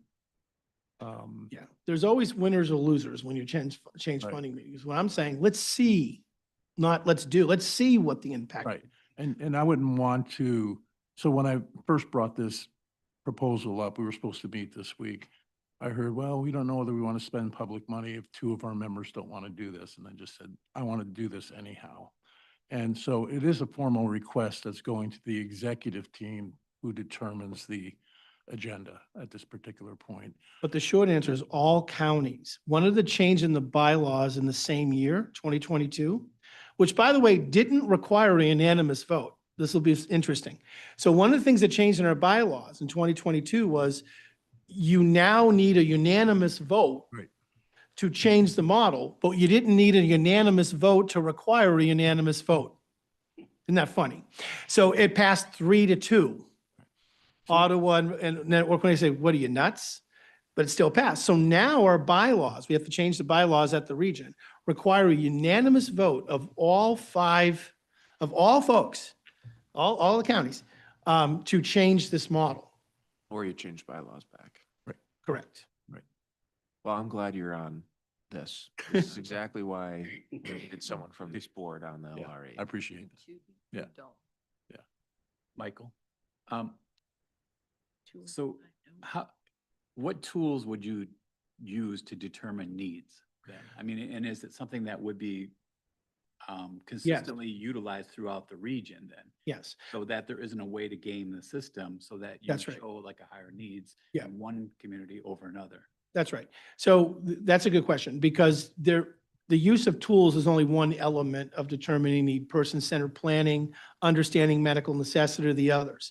There does have to be work on the IDD side of how do you create tiers or need? And to me, you base it on health and safety. And you look at those things because we had tools. We had the supports intensity scale, the SIS. And the thing is, it's like a snapshot in time. And it doesn't allow you to fit in an individual way some of the needs. So one of the problems, the challenges, is agree upon that exact stuff. But we still need that clarified anyways. Right now, you could drive a Mack truck through the medical necessity criteria for IDD adults. And so families, guardians are getting, no matter what CMH you get to, different interpretations of how much you get of A and how much you get of B. And we're supposed to not do it based on the budget because that's against the law, right? So that's why I keep saying this board, there's certain expenditures we have to do, right? But now we have to find a way to deal with it. This would be a heavy lift, but the states that have done it, okay, in California is about to move to it as well, seem to report a higher level of satisfaction and continuity in services and less confusion in their states than we do have here. So you're working to hopefully to implement the changes within the region, but there's going to be some discussion at the state level as well then? Too? Yes, I'm actually going to get Jordan's help coming up soon too. I'm actually introducing some legislation and I'm calling it like the Behavioral Health Rate Initiative, like we have this fancy name for it. That would require the Michigan Department of Health and Human Services to do an evaluation of what would be the fiscal impact if they met to a needs-based model. And again, if they do that, it then addresses several concerns that they had in the PHP restructuring. How do you get continuity and consistency? How do you get portability of moving from one state to the other? Well, you have to have agreed upon definitions of needs and how much you pay for that. Right now, we have 10 little regions that act like empires, right? So this has to happen at that level, especially if it fails at the regional level, right? So I have to work all three levels simultaneously. Prior to the PEPM model of the state, it was more of a fee-for-service. And can you describe what the difference is between the needs model and the fee-for-service? Because the state will not go back to the fee-for-service. Fee-for-service is you do a service, you get an agreed-upon rate, right? Private practice, you do hour therapy, the insurance company says they're paying you $100, right? Needs-based is saying we agree upon that certain folks with certain levels of acuity, you have to fund them at least based on kind of average length of stay or average time they're in treatment, could be a year or whatever it is, the amount of money to cover that cost. So your cost settling based on agreed upon definitions of how much should you pay for a certain service. What we don't have is agreed upon definitions, which is the biggest reason many legislators like, let's change the system. Yeah. And I'm telling you, the legislators are kind of tired of hearing it's underfunded or it's not funded enough, even though we can show that it is. Well, how do you prove something's underfunded? Are you meeting the actual need? Right now, we just say, send us more, we'll do better with it. That's not going to fly anymore, I don't think. We can't keep the system that way. So we have to move it to what did it actually cost to serve this individual? We have certain people that cost us $300,000 or more a year to serve at the CMH. And I'm telling you, I've done an exhaustive analysis of their need. That's how much it cost. So are we getting paid for that? Nope. I don't get paid any more for that person than somebody that cost $1. You see the problem? Well, you know, it. You've been doing it with for 25 years with me. Michael, a question. When Michigan went to the capitated model back in the 1990s, whenever it was, my understanding, if simplistically stated, they went to Washington and said, take the money that you're paying on a fee-for-service basis and give us that as a lump sum grant, give us waivers, and we'll go ahead and operate on a capitated model, like sort of like an HMO. And that was the basis for the system at that time. And the difficulty was, how do you distribute that money now out to the county agencies? And they had an imperfect model when they did that. So we didn't, people balk at saying we're underfunded.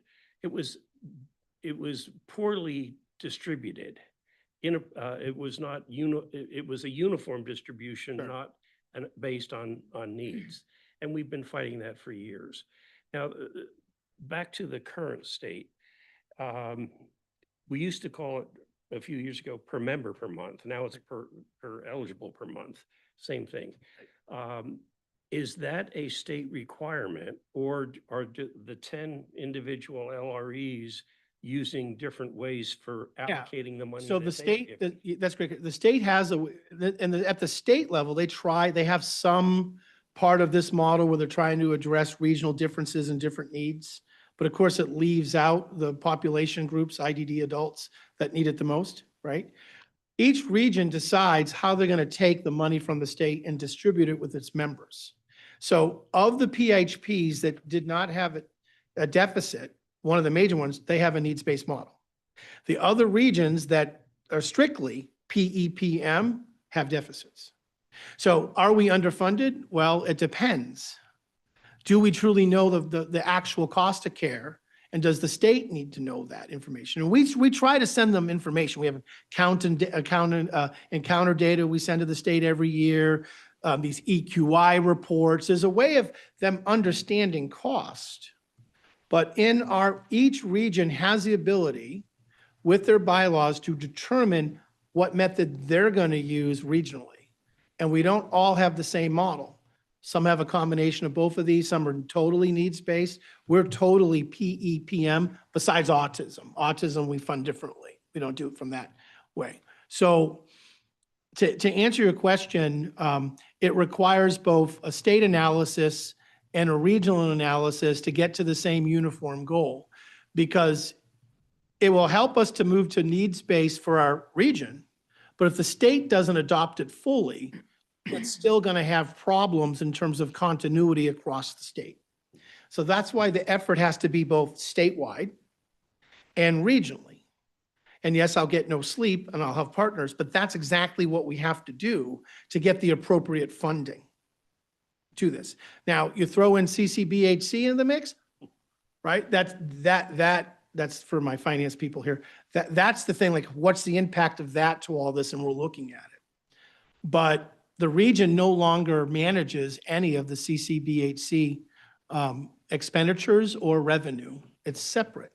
So now is the perfect time to evaluate this in our region, not only to change it to needs-based, but then what's the impact of CCBHC to all of it? Because it's a different world since 2022.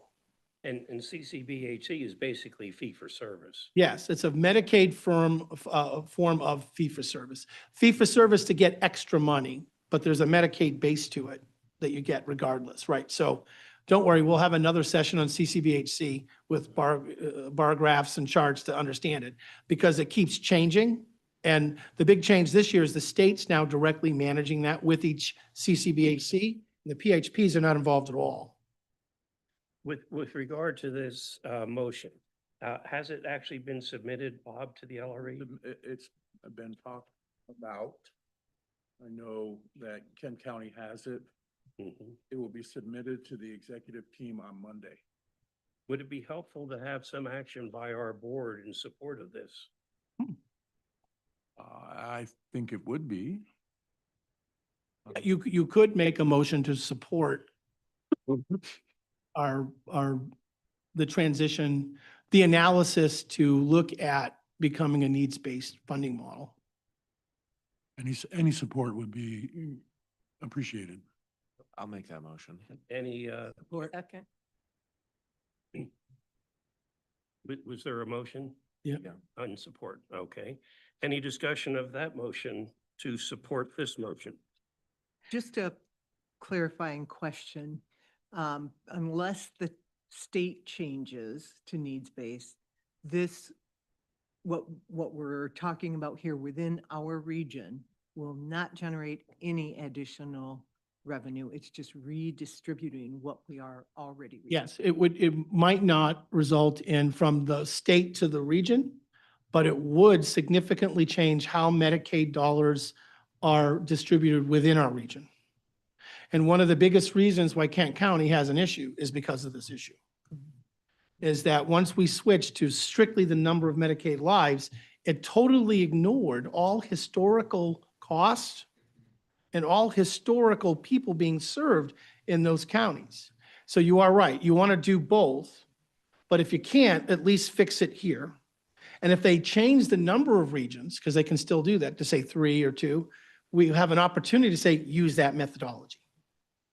Which, you know, if the state wants to change the number of regions and they do that, that would be an opportune time to say, to have legislators weigh in and say, and you shall do an analysis in these new regions to implement that. Because they were getting tired. I'm telling you, the more I talk to them, they're like, yes, I know you need more money in Ottawa. Yes, we know the system's underfunded. Yes, we have no idea what the fix is, because every time we try to fix it, it doesn't work. And they're tired. They're like, something's got to give, because we're not going to get any special allocations from the state for our county unless there's a huge fix. There's just, I can't do it. Robin? So basically, from my understanding, is that there's not enough dollar bills, in quote, to fund what is needed because they can't put 2 to 2 together. And it's basically kind of like the asylums, in my theory, head went to, because back then they didn't have enough money. So they just put everyone in a giant box and Right. just left them. That's right. Because that's what they're basically doing again. But in other countries, they have it where they will get what they need, and it doesn't matter how rich or poor you are, it is free. Why Well can't we said. have that system? That'd be great. We have it where we get what we need, so we won't have so much issues. No, you're right. We have to be able to keep our obligations. It's hard to do that right now. You're absolutely right. Any other comments on the motion before us? If not, let's do a roll call for that. You're like, okay, so then.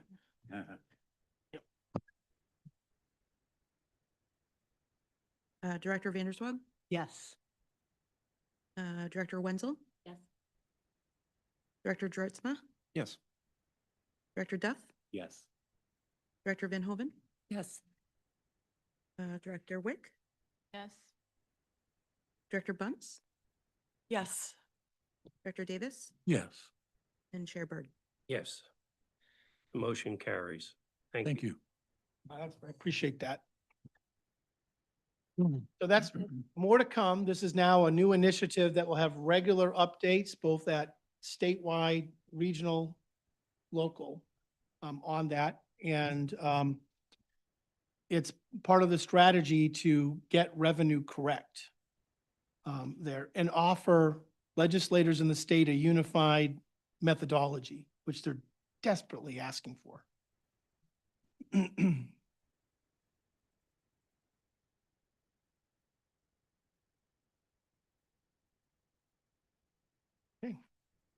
You have your attachment D service contracts to be considered. Yeah, I'd like to speak to some of those. We have Joel here for substance use, but I want to talk about the attachment D, the second one. If you look at that, this is a new level of care that you've already approved the rates for and the level of care for months ago.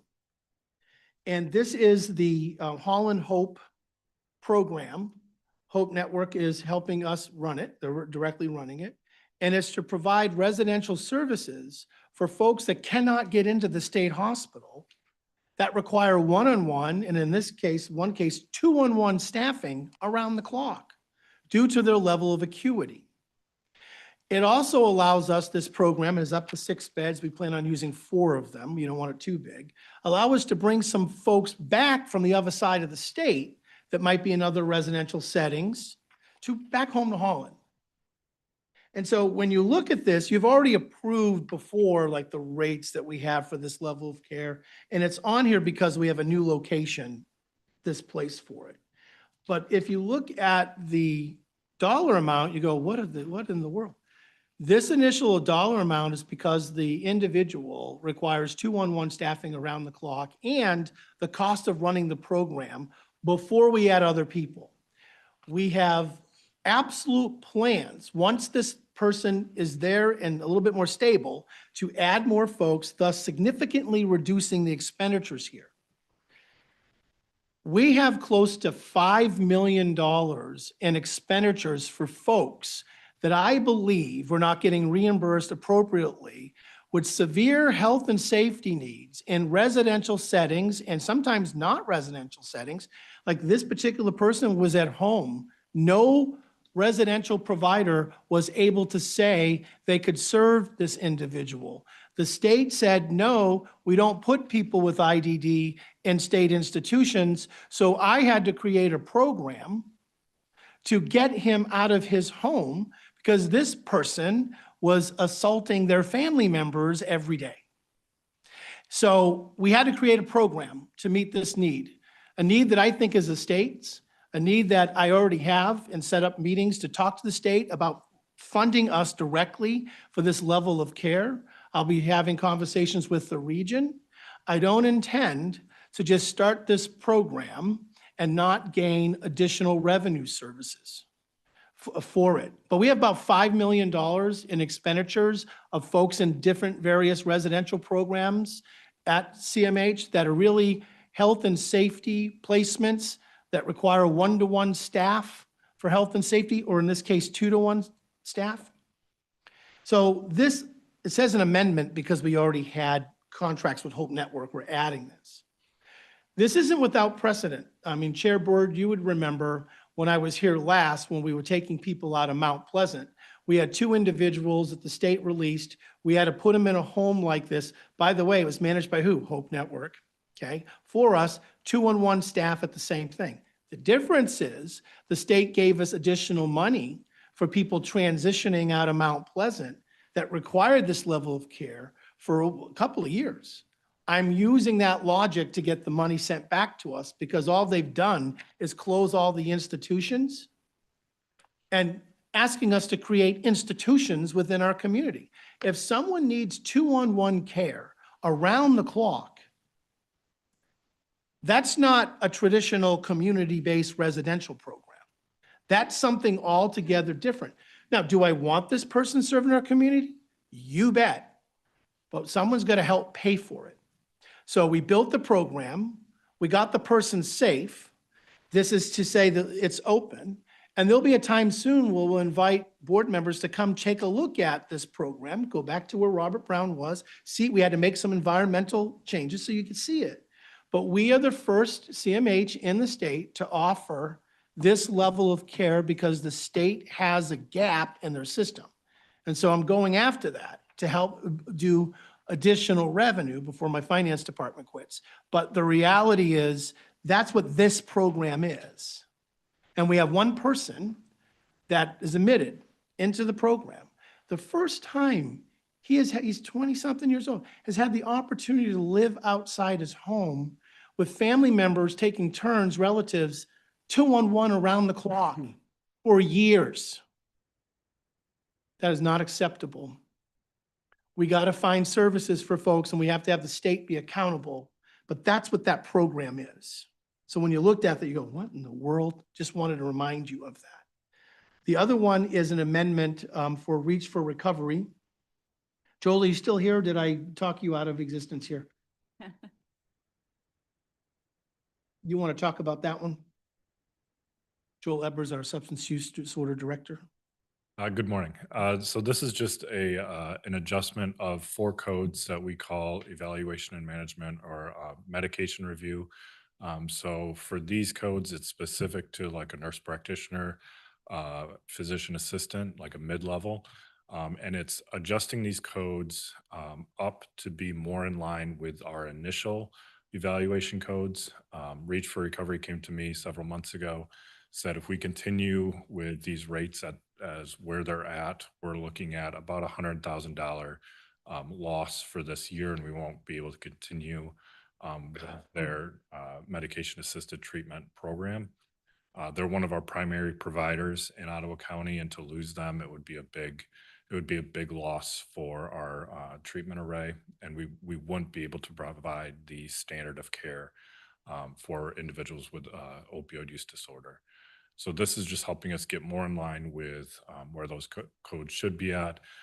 We've looked at comparables both from different regions, different CMHs, and commercial, and these rates are within those comparable ranges. So we are quite below market with where the rates are currently. And so bringing them up to this gets us more competitive with other payers. And in total, it's about just under a $50,000 annual cost for the SUD budget, which is still will leave us within budget for the year. So, any questions? So those are the 2 amended contracts for your consideration. Then after discussion and vote, we go to the new ones. There's 2 of those. I do have a question, Joel, for you. You don't have to come back. Presumably, if we do not approve this amendment, you will lose that provider or 2. We'll lose that service. I'm pretty confident we would lose that service. But the provider hopefully would stay because they provide therapy, group therapy, and some SUD residential services as well. But this service, losing 100,000, they can't make that up in other ways. So, Thank you. yep. Any other questions from the board members? Are we ready for a vote? Roll call, please, Amanda.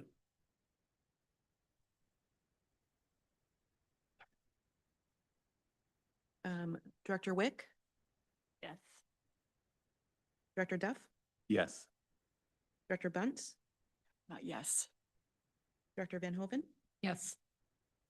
Director Wenzel, Yes. Director Vanderswag, Yes. Director Dritzma, Yes. Director Davis, Yes. Chair Bird. Yes. Motion passes. We have 2 new contracts. One is with the Lakeshore Regional Entity. And it's not that much money in there. But one of the things that has happened in the grievance and appeal system, once they changed CCBHC no longer being managed by the region, is they forgot to deal with what if somebody's only getting a CCBHC service and they file an appeal, who helps with the appeal process? Is it just the CMH, or our current system, it's us and the region deal with appeals for anything related to Medicaid? And because it's almost impossible to distinguish at a given time who's a CCBHC consumer and who's not, because it's based on the service, we thought in our region it'd be best to have the regional entity still assist us with Medicaid appeals and hearings related to state fair hearings for CCBHC clients, because you can be a CCBHC client one day, and then the next day you get another service that's not a CCBH service. And if you're trying to appeal something, well, how does the system work? Well, the state provided no guidance on what to do. So we decided to work together in the region to keep the appeal and grievance system combined and consistent, so that we don't have to say, oh, gee, you're appealing a CCBHC service, it's a different group of people versus the region. And the state said we could do that for now while they're figuring out what to do. So this is a contract for them to assist us in really understanding and managing the appeals and grievance system in representation at state hearings. Because right now the LRE brings their attorney, does all that stuff for us. We want to keep that. We don't want to change the system until the state has figured out how they're going to handle grievance and appeals for CCVHCs. So that's what that contract is for, to do it. Yes, Donna, we had to figure it out ourselves. Did you see that? Yeah. And, you know, that's one of the advantages of the region, and the state's trying to do a lot of things at once. But, you know, we want consumers to be protected with their appeal rights, and we don't want 17 more bells and whistles. Just ask them. There's enough already. So this allows us to keep it aligned until further instruction from the state. Paul had a question. How many other of the CMHs within the region are CCBHC? All of them. So We're the only region where every member is a CCBHC as well. what the other CMHs are doing, are they going to do something similar to this as well? Exactly. Okay, right. Yep. We all have a similar contract and language. And, you know, thanks to the region, they're willing to do it. They don't have to do anything. They could go, good luck with that. But they actually care about the residents in the whole region. So that's the first one. The second one is for a independent support coordination contract. One of the things in our self-directed program that we're offering, or anybody, if you don't want to use one of our support coordinators on the IDD side, you can use a contract provider. So this, and we don't have many. We have a company that does it for some folks, but this allows for this individual to provide supports coordination under contract. And in this particular case, it's for a family that's in self-directed or self-determination care. And the reason why it's us doing a contract with this person and then the guardian can then hire them, because under self-D that happens, is because I wanted to ensure there wasn't a conflict of interest of the person that is running self-determination or self-directed care, say the guardian, just going out and hiring and supervising their own support coordinator, because without us being involved, because the support coordinator writes the plan of service, runs the person-centered planning process, and also now does the biopsychosocial assessment. So the state is still figuring out if they're going to allow guardians and self-directed care arrangements to hire and pick their own folks. What we've said, until they're going to do that, who do you want? Let's have them be a contract provider from us that you can use so we can ensure credentialing is right. They have the right liability insurance, the right training. So this is a contract to extend our case management supports coordinating kind of contract pool. Does that make any sense? Mm-hmm. And of course, we directly operate the majority on the IDD side, supports coordination. It's one of our core services that we directly operate, but people should have choice, right? So we have to find ways to increase that network within the rules. And this is the first step to do that, to help out a particular family who made this request. They actually found the person too. And we vetted them, which I think is good. So those are what those two new contracts are. Do we have a motion So moved. or any discussion of the motion? I just have a comment. I agree with everything you're saying. I always say I have a little bit of a unique seat because I'm a parent, right?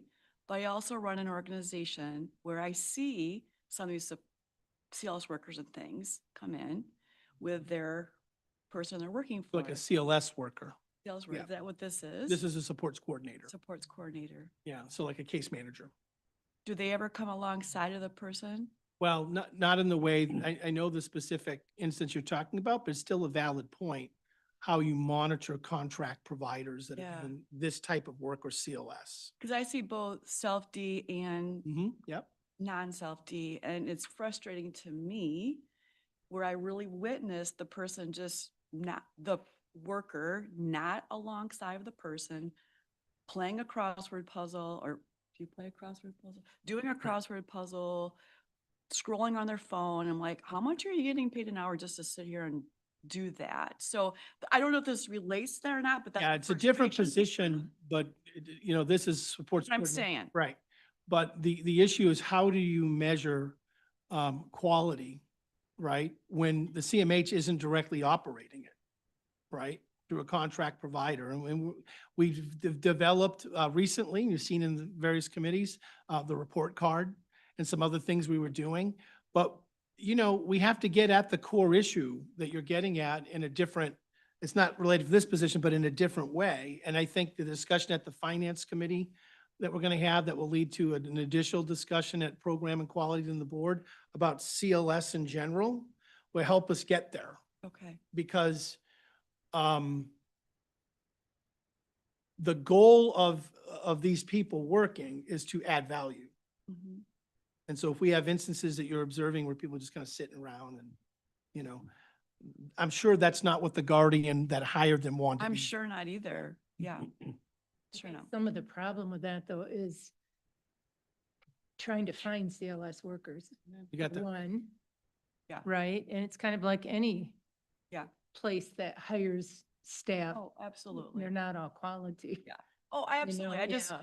observation, like I said, just a unique seat where I'm like, Yeah, Director Yeah. Funds, I think you'll like the discussions we'll be having over the Okay. next several weeks that will look at that because families have a hard time finding CLS providers. That leads to sometimes not utilizing all that's been authorized to, Sure. and the issue of that, sure. right? So I think that I'll use that famous word again, a robust discussion is going to happen of that over the next, say, 6 weeks, for Yeah. sure. I mean, staffing in general for a lot of Mm. things is really, really Yeah. difficult. So I get that. This just brings it up in my head of what I see, and then I'm trying to figure out how to Right. talk into that. But that's why you're on the board. Thank you. Just a point of clarification. The CLS workers are separate and distinct from the supports coordinators that we're Correct. dealing with in this contract. And a good supports coordinator has to know the client, has to, visit them wherever services are delivered, talk to the staff that are delivering the services as part of developing the person-centered plan every year. So we would expect to see a supports coordinator show up for one of your consumers, just so that they get to know them better and see the services that are being delivered, but not playing crossword puzzles. Oh, it happens a And the lot. support coordinators, believe me, don't have time to do any crossword puzzles. I tell you. So, but yeah, it's a different position type, but your statements are exactly right. The support coordinator is essential in determining what's in the plan, Yep. but they don't carry out the plan. Right, Right? and they So they're part of that whole. typically facilitate Yeah. the person-centered plan. Right. So, think of them as, when you think of managed care models, the one that helps what's needed, getting in the plan, meeting with the families, but don't carry out, besides supports coordination, any other element of the plan directly. And that's how you remain conflict-free. If the same people were also doing other services and developing the plan, that's an issue. Okay, any other discussion of the motion at hand for the new contracts? Shall we do roll call then?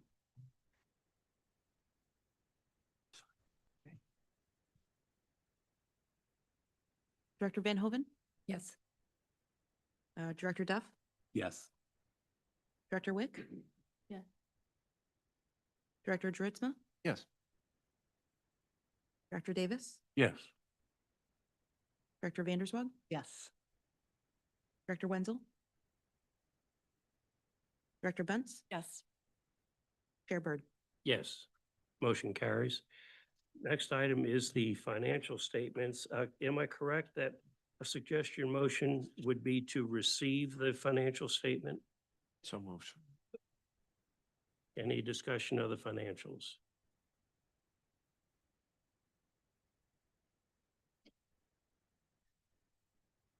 Okay, and then we'll do roll call for that.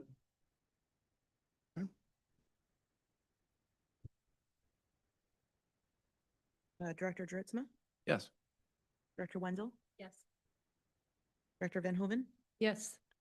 Director Wick, Yes. Director Duff, Yes. Director Bunce, Yes. Director Vanderswag, here, Director Davis. Yeah. Chair Bird. Yes, motion passes. And general information, comments, or meetings attended for the board?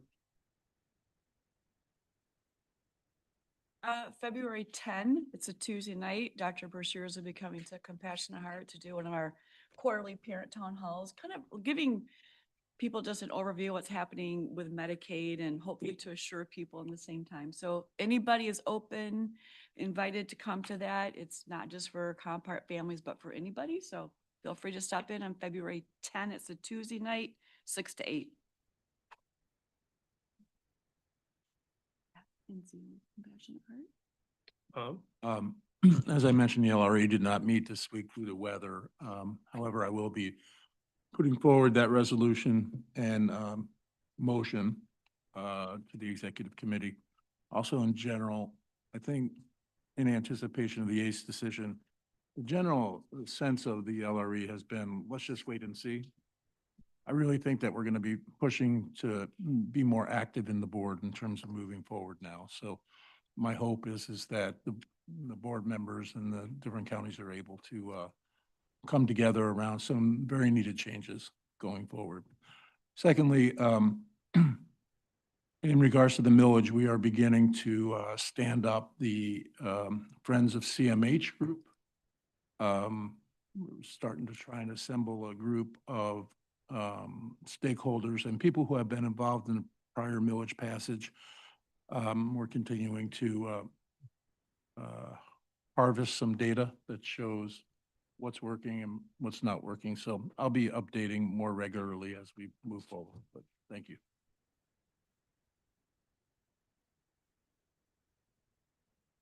Anyone else have comments?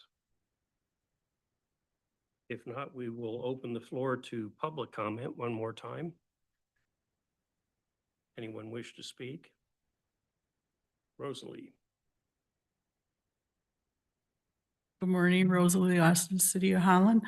That IT report is very informative. I enjoy that too, but I'd also like to see the MIMBUS information. That used to be a quarterly report for a couple years now. That hasn't been shown.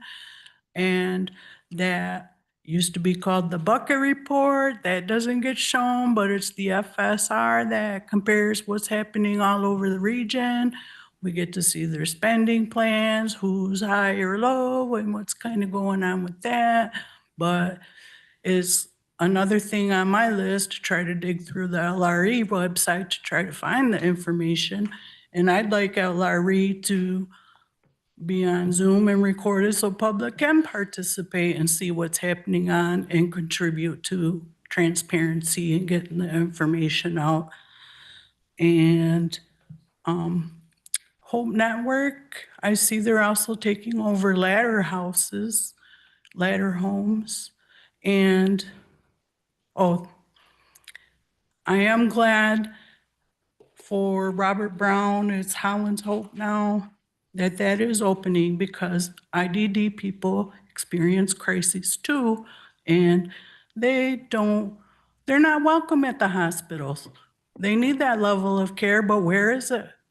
Most of it is at home with struggling, aging parents that are providing free 2-to-1 care for years and years. And it's exhausting.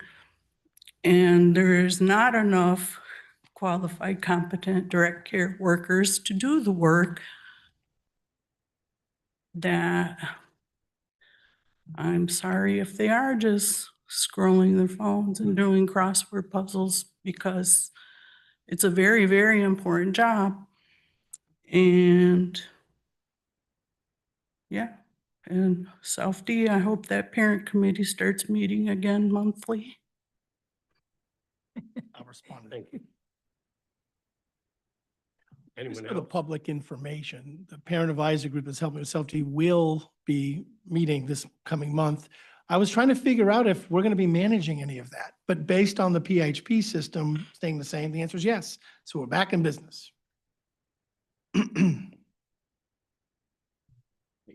other comment? Hello, I just kind of came in. I'm doing my precinct delegate registration here because I had it incorrect. But yeah, I saw there was a meeting, so I thought doors open. I'd come in and say hello to the board, and say hello to my friend Kendra here. I want to say I appreciate everything you're doing and sticking it out, being on the board of commissioners and some of these subcommittees. And I wanted to offer my thanks for just staying with it. But for the record, could you give us your name? Oh, and yeah, your- I'm sorry. My name is Daniel Vandenbosch, and I live in the city of Holland. Great, thanks. Anyone else in the room here? If not, anyone online? No one? All right. Unless there is objection, we will then adjourn the meeting. Thank you. Our next meeting